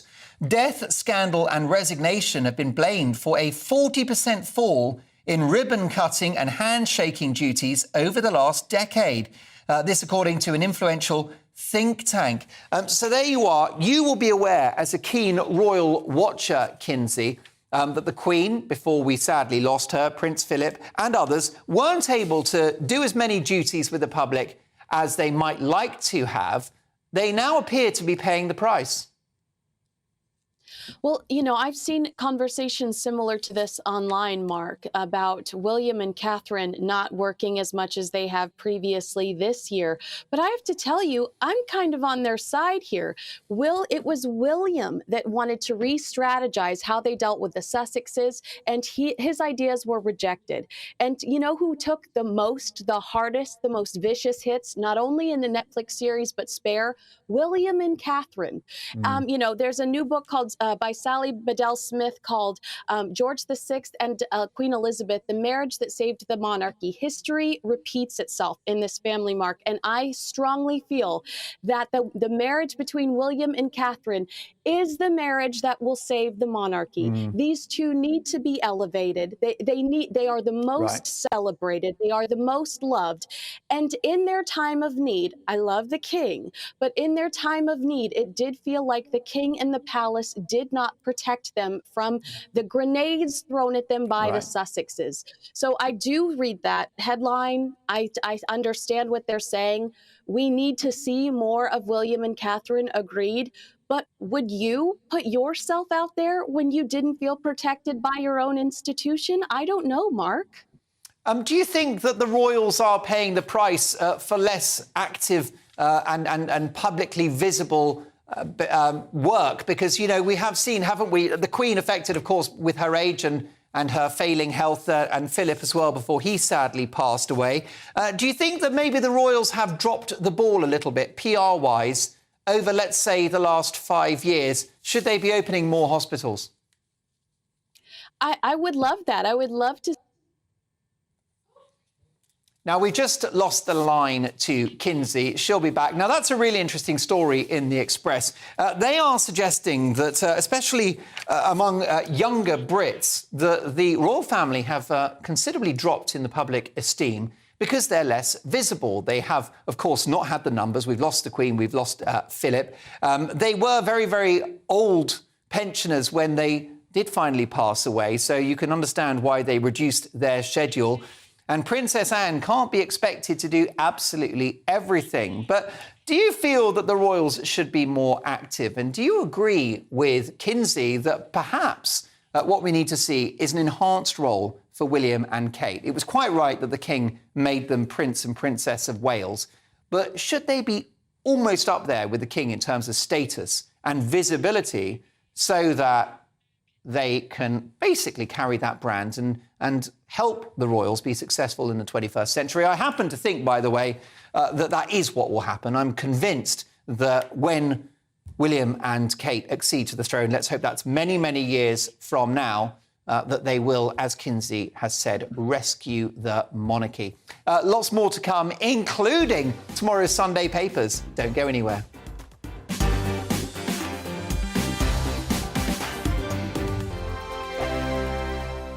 Monday to Thursday nights on GB News. At 6, it's Doobs & Co. 7 o'clock, Farage. At 8, join Jacob Rees-Mogg. And at 9, Dan Wootton Tonight, followed by Headliners. On TV, radio and online. This is GB News. First and foremost, I am a GB News fan, and I was before I was working here. Just love the fact that we're asking the questions that a lot of establishment media won't ask. With a bit of a twist, we not only want to inform you, but we want to keep you entertained. It's worth the drive because you get in and the team's all ready and waiting, they're itching to go, and it's a proper little family. GB News is the people's channel. It's the audience that makes the programme sing. We're giving our viewers and our listeners a voice. I see the thousands of your letters, tweets, emails, you name it, coming in. Britain is broken. How on earth did we get into this mess? But more importantly, how do we get out of it? The establishment had their chance. Now we're here to represent you. It's time for something different. It's time for GB News. I'm very patriotic. I believe in Britain. Our best days lie ahead. Britain's watching. Britain's watching. Join us here on GB News. The people's channel. Britain's news channel. Join me, Patrick Christie's, Monday to Friday, 3 till 6. We tackle the day's news agenda like you've never seen before. It's high tempo, high octane, the most controversial topics, and the best guests. You will not be able to take your eyes and ears off it. I'm not afraid to ask the questions that you really want answered. 3 till 6 p.m, Monday to Friday on GB News, the People's Channel, Britain's news channel. GB News has its own late-night paper preview show, Headliners, where comedians take you through the next day's top news stories. You don't have to bother reading the newspaper, we've got it covered for you. Headliners, every night at 11 p.m, and repeated every morning at 5 a.m. We won't send you to sleep like some of the other paper review shows out there. GB News, the People's Channel, Britain's news channel. Join me, Camilla Tominey, on Sunday mornings from 9:30, taking the politicians to task and breaking out of SW1 to see how their decisions are affecting you across the UK. Bursting the Westminster bubble every Sunday morning, only on GB News, the People's Channel. Britain's watching. Hello, I'm Calvin Robinson. Do not miss my Common Sense Crusade Saturdays at 7 p.m. Join me for some in-depth discussions on faith. Is that not the start of the slippery slope? It's very much so. And the big moral questions of the day. I'm baffled. You've got some nerve. Only on GB News, the People's Channel, Britain's news channel. I'm Andrew Doyle. Join me at 7 o'clock every Sunday night for Free Speech Nation, the show where I tackle the week's biggest stories in politics and current affairs with the help of my 2 comedian panellists and a variety of special guests. Free Speech Nation, Sunday nights from 7 on GB News, the People's Channel, Britain's news channel.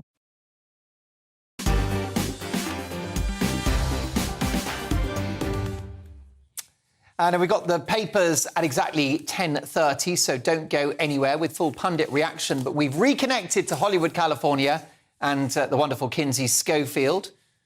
Kinsey, I think it's possible the Sussexes chopped off your broadband there, but we've got you back. Can we talk about the lineup? I am living proof why we shouldn't work from home, Mark. It's true. It's true. No working from home. Well, speaking of that, Kinsey, of course, you're flying to the UK for the coronation, and I'm delighted to say that you'll be joining me as my presenter's friend on the 6th and the 5th of May as well. So the eve of the coronation and on the day of the coronation, we'll be down at the palace giving blanket coverage to what is the constitutional event of the century. I'm excited. Are you? Mark, I am saving my best outfits for you, okay? For you.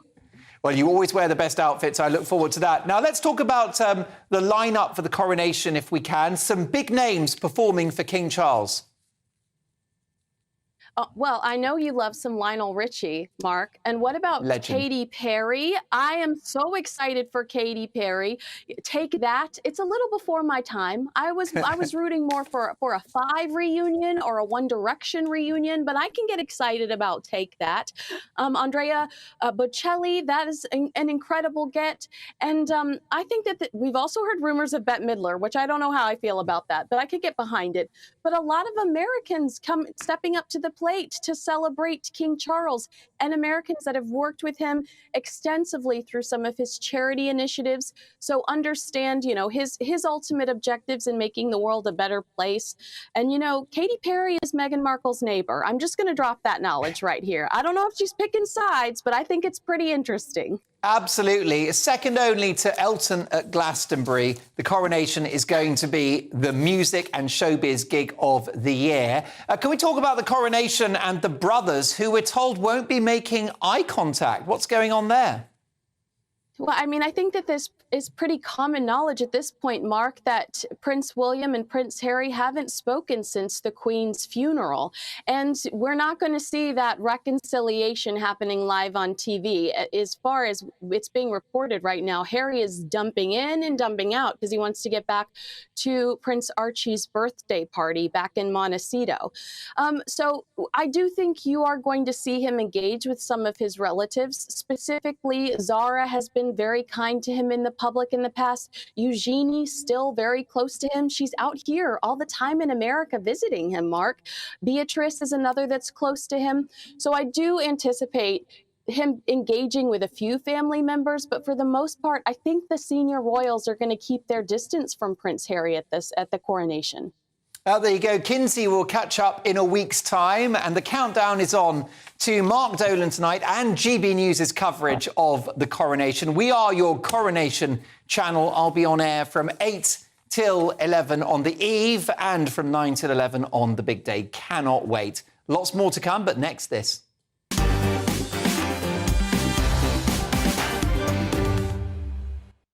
That's right, it's just gone 10:30, time for tomorrow's papers, and we start with the Sunday Telegraph. They lead with the following.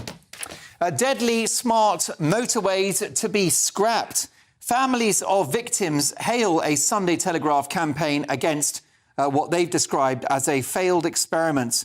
14 planned roads have been scrapped after years of campaigning by the families of crash victims and accusations that ministers have blood on their hands. Meanwhile, BMA leader, the British Medical Association leader, called on trade unions to stick together and strike together. And last but not least, hypocrite activists failed to stop Aintree triumph. Animal rights activists who delayed the Grand National today by storming the racecourse have been accused of using hypocritical tactics for a publicity stunt which endangered the horses' welfare. Well, we had the interview here on Mark Dolan tonight, which you can find on YouTube. Just go to GB News. Clips are being run as we speak on our Twitter feed as well, courtesy of our digital team. And Connor, he's put that clip up. Quite a brilliant debate I had there with Animals Rising. You won't want to miss it. So there you go. That's the Sunday Telegraph. Next up, let's go to the Mail. And the Mail on Sunday lead with Ministry, excuse me, I've gone mad here, Ministry. The Mail on Sunday saves the Grand National. A plot to wreck the world's favourite horse race was foiled by police today thanks to an undercover expose by the Mail on Sunday. Dozens of animal rights campaigners attempted to storm security fences at Aintree before the start of the National, but were repelled by police and security guards who were on standby after being warned by the paper. Great journalism there from the Mail on Sunday. Sunday Express now, a story we covered with Kinsey Schofield. Royals on the brink of collapse. The royal family is in danger of abolishing itself by stealth by spending less time engaging with the people of Britain. This according to a shock report which suggests they need to be more visible, opening more hospitals and community centres. The Sunday Mirror now. And King invites NHS staff. Coronation heroes. but still no pay rise from Tories. Thousands of NHS workers fighting for fair pay have been invited to the coronation. Culture Secretary Lucy Fraser said it was a mark of the nation's profound gratitude to health staff, but nurses branded it a contradiction. The Observer next. NHS crisis deepens as nurses plan a mega strike, and 10,000 abuse victims denied safe housing. More than 10,000 women escaping domestic abuse across England were refused safe housing last year, amid warnings that many could be left homeless or driven back to dangerous partners as a result of a woeful lack of safe accommodation. This according to official figures seen by The Observer. Again, very important journalism there. Daily Star Sunday. Live and let DIY. See the world, drink martinis, fix a shelf.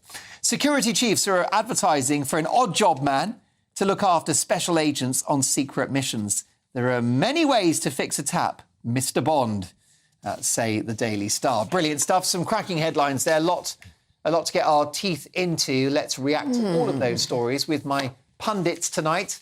Radio and TV legend Diddy David Hamilton, who, by the way, is on Boom Radio every lunchtime. Is it 12 till 2? 12 till 2, Monday to Saturday. There you go. Unmissable stuff. We also have, I'm delighted to say, political commentator Alice Grant and model and businesswoman Angie Best. So lots and lots of stories to sink our teeth into, folks. I think we need to go back to that story, the Grand National. The Mail on Sunday, David. The Mail on Sunday saves the Grand National. They alerted the police to a potential publicity stunt, an attempt to stop the greatest race in all horse racing. Your response to this story and my interview earlier with a spokesman from Animals Rising. Yeah, well, as you said earlier, congratulations to the Mail on Sunday. They've done a fantastic job there. I saw the article in the paper earlier today, and this is the follow-up in the Mail on Sunday. So, well done, Mail on Sunday. Now, what was your appraisal of my interview with Alex Lockwood, who's the representative of the group that tried to stage this protest? They're vegans. They want to end farming altogether. Your response?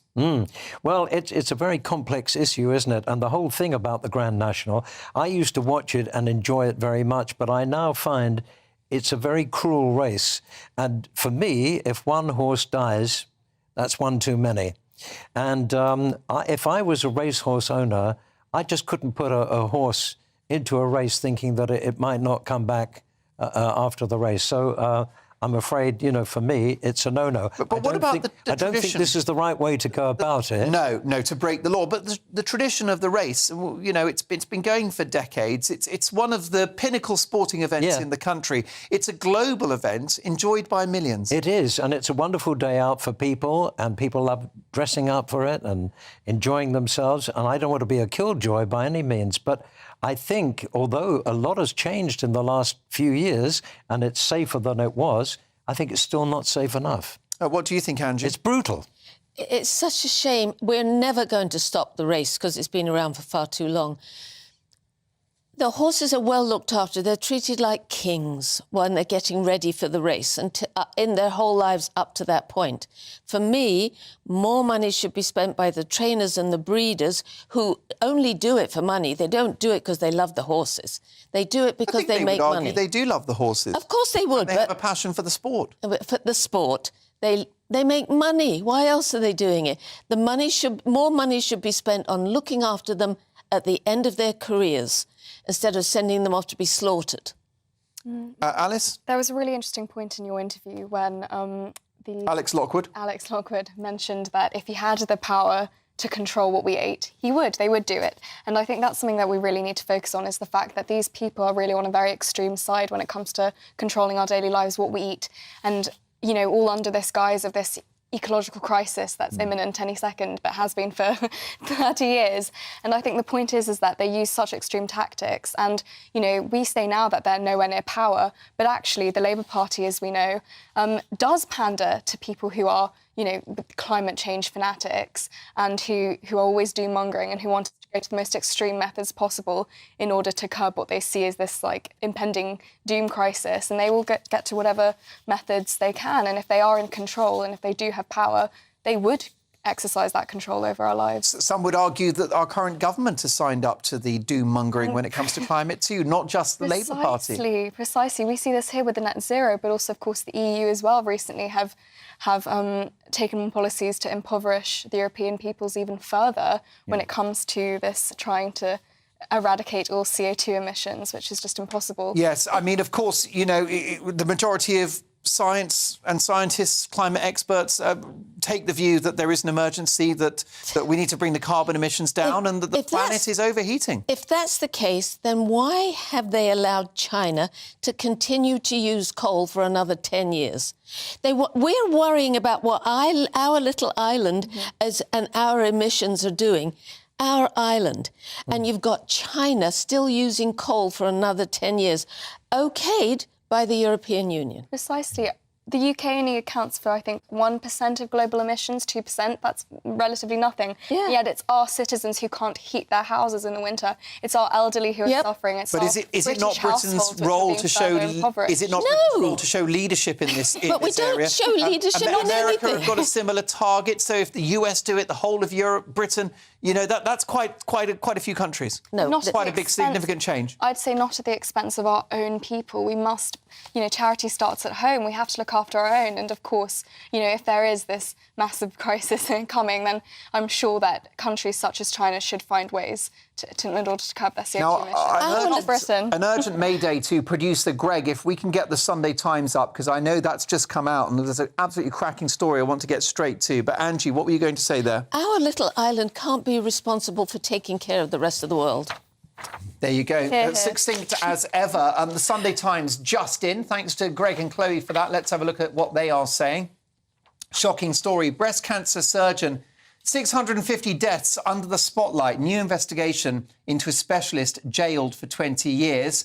Schools to tell parents of gender changes. Schools will have to tell parents if pupils who want to change their gender start using a new name or wearing a different uniform under new government guidance that the parents must know.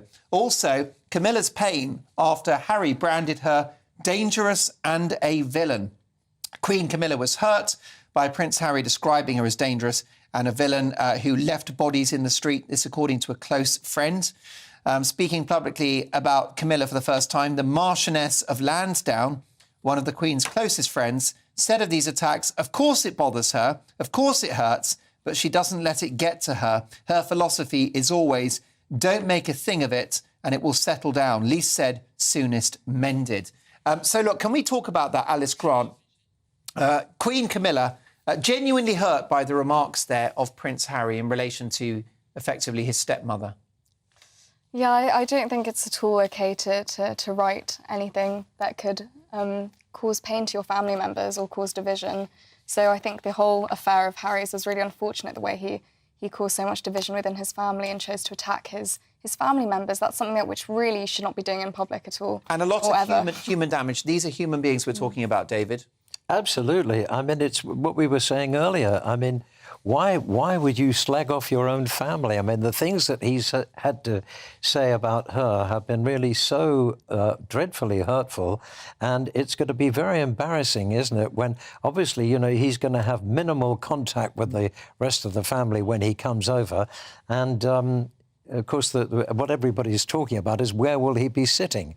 And the guess is that he'll probably be sitting with Fergie's daughters. And the extraordinary thing is that they're going to be there and she's not. He's turned our royal family into a soap opera. Yeah. It's as simple as that. Yeah. If she said something about him like he said about her, he'd sue her. Yeah, too right. It would be a libel and they'd be in court because he's quite litigious, isn't he? Yes. Schools to tell parents of gender changes. At last, the family are involved. What do you think about this, Andy? I don't know this world we live in.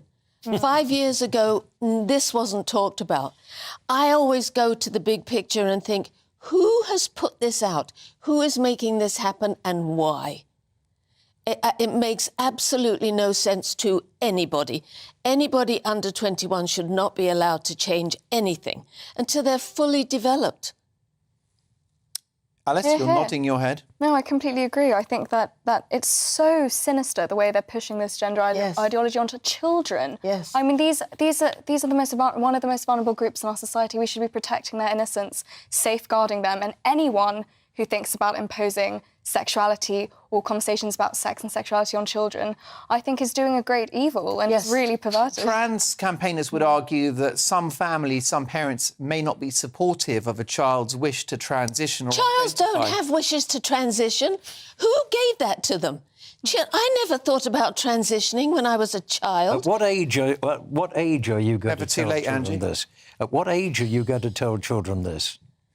I think the biggest thing here, though, is that what we're seeing is that increasingly the state is assuming the responsibilities of parents, which is very dangerous because, you know, it should be up to a parent when they want to have those conversations with their child. They know their child best. The point here is not to let the state take these. Well, I think this role. The state started to take over in the 60s when parents were no longer allowed to smack their children. That's when it started, and this is what it's come to now. Yes, and I know that, Alice, you're a person of faith, and many people see that wokeism has been an attack on the family unit and on faith. Absolutely. And on Christianity. Yes, precisely. I think this country was founded on Christian values, and one of them is the importance of the family unit. This is the basis of our society, really, and we've seen it just gradually being eroded by all these laws and all this legislation which is designed to ultimately make this unit crumble.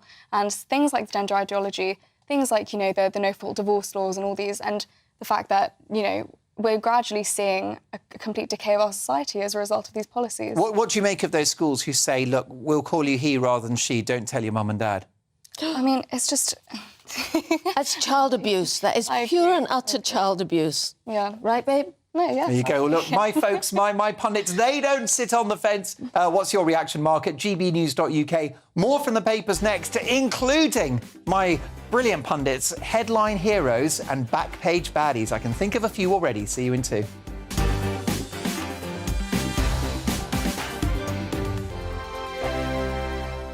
It's all about family, being in people's living rooms, all the interaction and getting to know who our viewers and listeners are. When I was young, my dad used to say, Nana, stop arguing. I wanted an outlet that would enable me to give my opinion.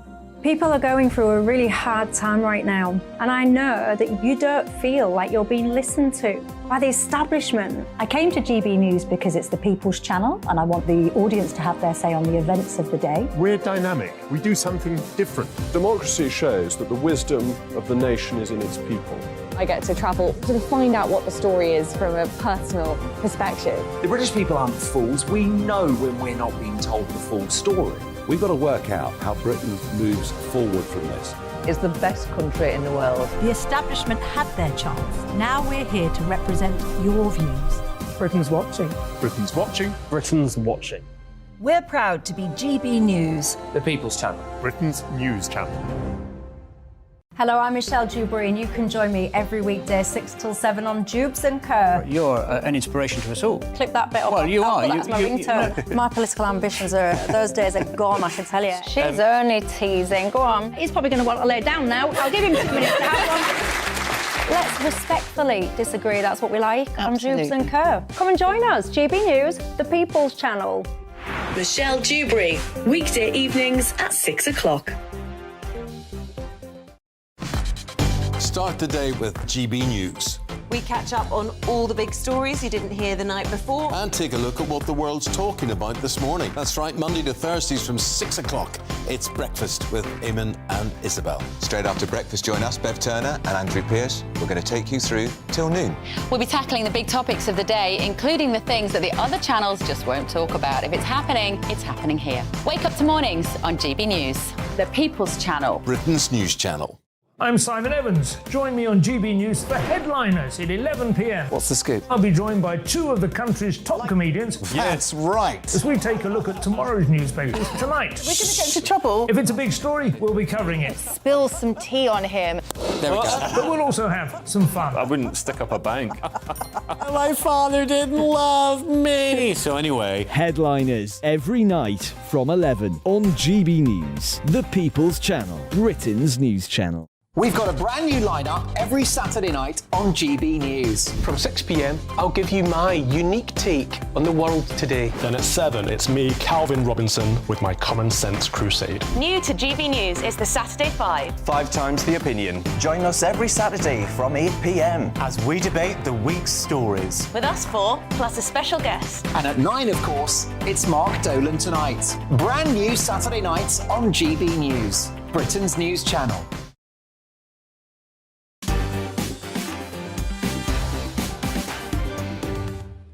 The best part of the show is when you get in touch. I love receiving your emails, mark@gbnews.uk. And Nick has been brilliant because he's given me responses to all 3 issues raised in my take at 10, which you can now see on Twitter, courtesy of Connor in our digital team at GB News. Hi, Mark. First of all, work from home does not work. It's destroying our economy and growth. Number 2, building houses should be on brownfield sites only. No excuses. There are millions of acres, but they are set aside for retail parks. And number 3, Joe Biden should go home and stay there. He supports the IRA. Not pulling his punches is our Nick. Thank you for that. Mark at gbnews.uk. Eileen, how are you tonight, Eileen? Lovely to have you emailing the show. Eileen says, what a fabulous trio on your sofa tonight. Alice, Alex and David, all speaking sense. Great show. Eileen, thank you for that. This programme is nothing without you. So if you're enjoying the show and enjoying the channel, tell your friends, tell your family, and let's change the world together. Lots of stories to look at in the papers and across the news today. And, of course, we mustn't ignore a particular story that caught my eye, Angie, and it's smart motorways. Just a brief word, if you would. Families of victims hail a Sunday Telegraph campaign against what they're calling a failed experiment. Quite a few new smart motorways are not to happen. 14 planned roads have been scrapped after years of campaigning by the families of crash victims. Your response? Were we even asked if we wanted these smart motorways? I don't remember being told that we were going to be spending billions on smart motorways. Which basically means no hard shoulder, which any driver would agree is terrifying. Awful. Hell. It's the worst idea that ever happened. And never mind not building any more, they should get rid of the ones they've got already. Yeah, too right. OK, well, look, you are listening to and watching radio and TV broadcaster Diddy David Hamilton, political commentator Alice Grant, and model and businesswoman and dropper of truth bombs Angie Bett. Now, I'm delighted that this weekend we've had a great response to our brand new feature at the end of the programme. We'll be doing it every Friday, Saturday and Sunday. And it's My Pundits Headline Heroes and Backpage Baddies. So who are we going to celebrate tonight, first of all? Angie, who's your front page hero of the day? Robert Kennedy Jr. For going up against Big Pharma and Biden. Yeah, tell us about the power of Big Pharma and why it concerns you. Because it controls the entire world. It controls America, it controls America's government, and it has taken over the whole world. And sickness is now a business model, isn't it? It's always been a business model. The Big Pharma doesn't make you well, it just monitors and keeps you on a level so that you never get better because you're no longer a paying customer if you get better. Well, we had a huge response to Dr. David Unwin and Ivor Cummins, who were on my show last night, both of whom spoke about sending type 2 diabetes into remission. Most people don't need to have it. It's lifestyle-related. Of course. Cut those processed carbohydrates and it's reversed. So there you go. If you want to check that out, pop over to YouTube and watch yesterday's show or catch up via the app. David, your headline hero today. Well, very difficult to follow Angie because that's such a good choice, but my hero is a more obvious one, and it is King Charles for turning the other cheek to Harry and Meghan and saying how much he loves Harry. After all the stuff and all the flack that he's had, he is very simply my hero of the week. What a great shout. Alice, how do you follow that?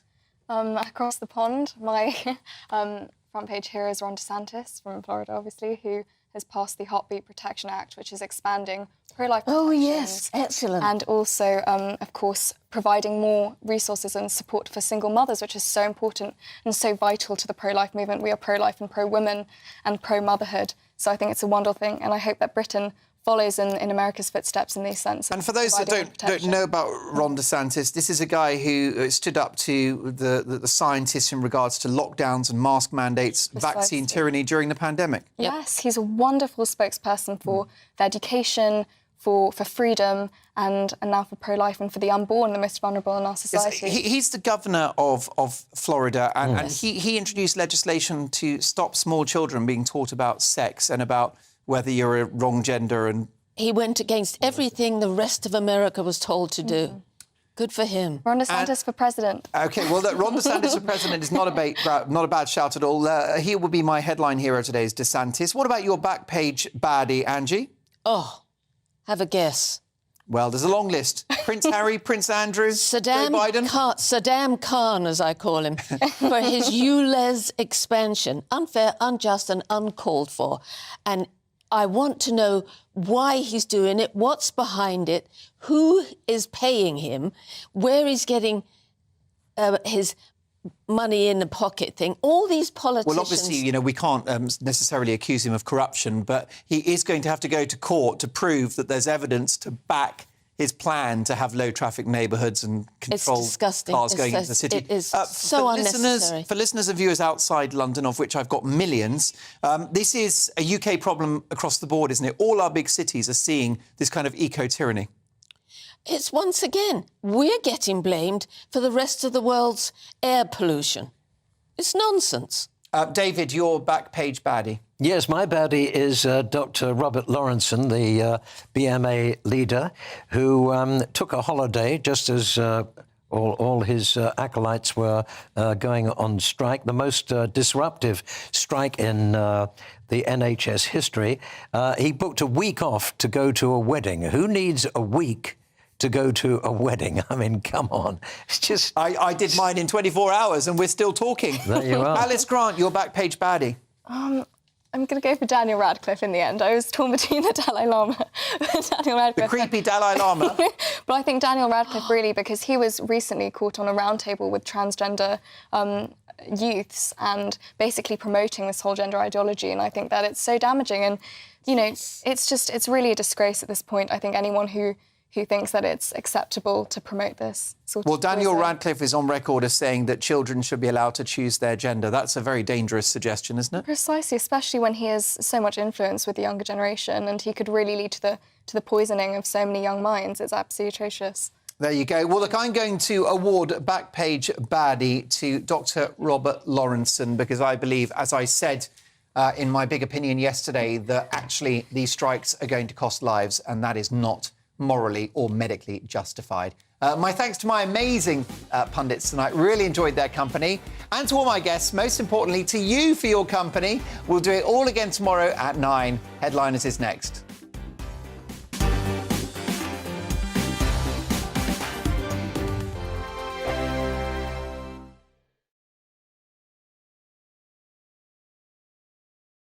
I joined GB News because I was sick and tired of not hearing my views being represented, not just mine, but so many people that I knew and spoke to. I just couldn't get my voice out there. I couldn't say anything. I couldn't do anything. Whatever the narrative was, I kind of had to follow it. GB News is there to provide a voice for those who have been ignored by the establishment media. We think different things, we've got a different style. GB News is here to be optimistic and positive about the future. It's real kind of dynamic and flowing, with the audience very much at the heart of it, like a big family.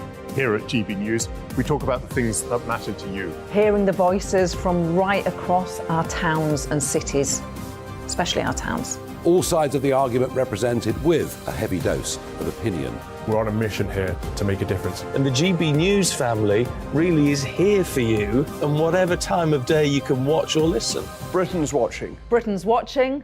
We're proud to be GB News. The People's Channel. Britain's news channel. Westminster is going around in ever-decreasing circles, followed by the media. Britain is broken. How on earth did we get into this mess? But more importantly, how do we get out of it? Join me at 7 p.m, Mondays to Thursdays on Farage, here on GB News. We will have open, rational debate. We've got to work out how Britain moves forward from this. Join us here on GB News, the People's Channel. Britain is watching. You've probably seen politicians interviewed 1,000 times, but we do it differently. We find out who they really are, we don't shout, we chat, and hopefully we bring a bit of light, not just heat. Did you know Kate Moss? Apparently. Do you have a pair of jeans or a pair of jeans?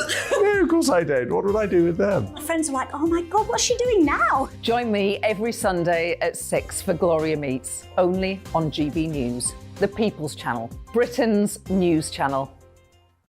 I'm Jacob Rees-Mogg, the Member of Parliament for North East Somerset and a former government minister. For years, I've walked the corridors of power in both Westminster and the City of London. We need to have the arguments, the discussions on how we make it better. Crop failures, famine, war, suffering on a scale completely unimaginable. We are putting the cart before the horse. As Charles I said at the scaffold, he was the true defender of liberty. Yeah, I've completely derailed the conversation. Join me Monday to Thursday at 8 p.m. on GB News, Britain's news channel. I'm Mark White. As GB News Home and Security Editor, I cover those key issues that are so important to you. Our authorities, our communities doing all they can to combat violent crime. With the public services under unbearable strain, why are we still failing to control our borders? Defence, the first priority of any government, has been continually hollowed out. Can we trust our politicians to protect the armed forces? Join me, Mark White, on GB News.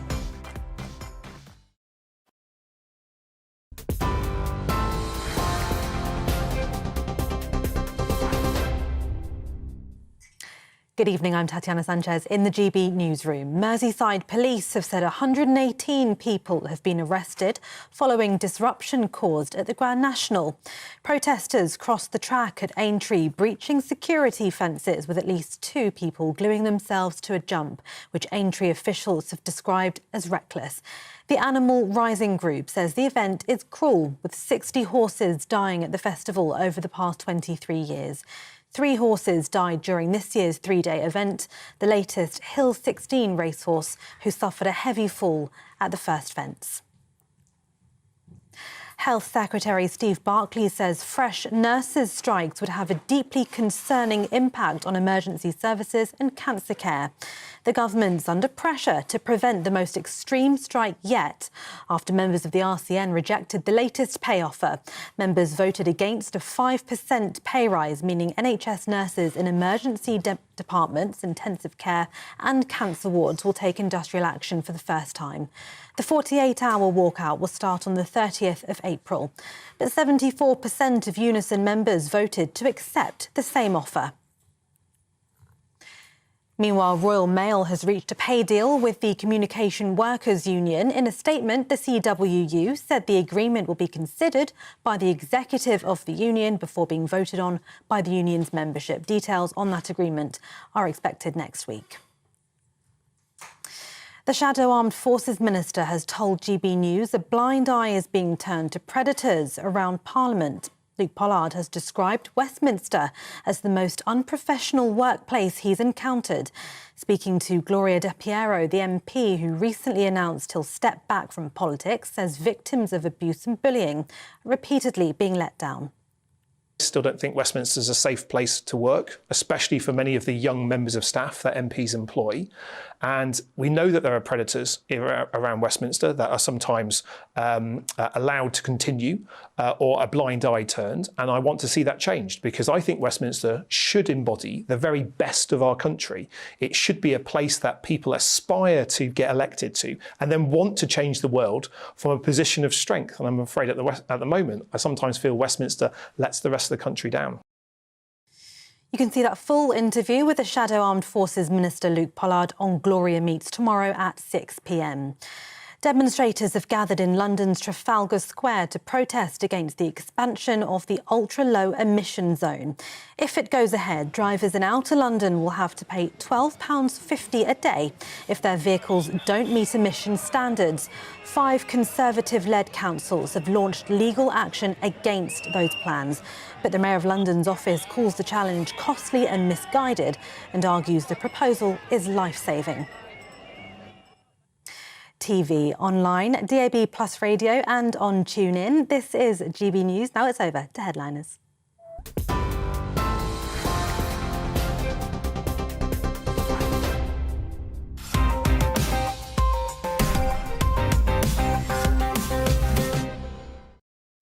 Hello and welcome to Headliners. I'm Nick Dixon and we have a very diverse panel tonight. All the way from Scotland, it's Bruce Devlin. And all the way from her boat, it's parked just outside. It's Cressida Wetton. 7 seconds in. Straight in there. So sorry. Bruce, Cressida lives on a boat. We don't really talk about it. Oh, no, I know, because I met Cressida for the first time at a gig in Leeds recently, and she talked about the boat then, and she is working on her own version of Rosie and Jim, the musical. Oh, I'm glad you two have bonded then about boats. I don't remember any of that. There was a lot of red wine. I don't know. Yeah, and other things. All right, well, let's have a quick look at tomorrow's front pages then. The Sunday Telegraph goes with deadly smart motorways scrapped. Sounds like a reasonable idea. Mail on Sunday declares Mail on Sunday saves the Grand National. Bit of boasting there. The Times, breast cancer surgeon, 650 deaths under the spotlight. The Observer has NHS crisis deepens as nurse plans mega strike. The Sunday Express, Royals on brink of collapse. And finally, The Star, live and let DIY. And that's about MI5 bringing in people who are good at DIY. Those were the papers.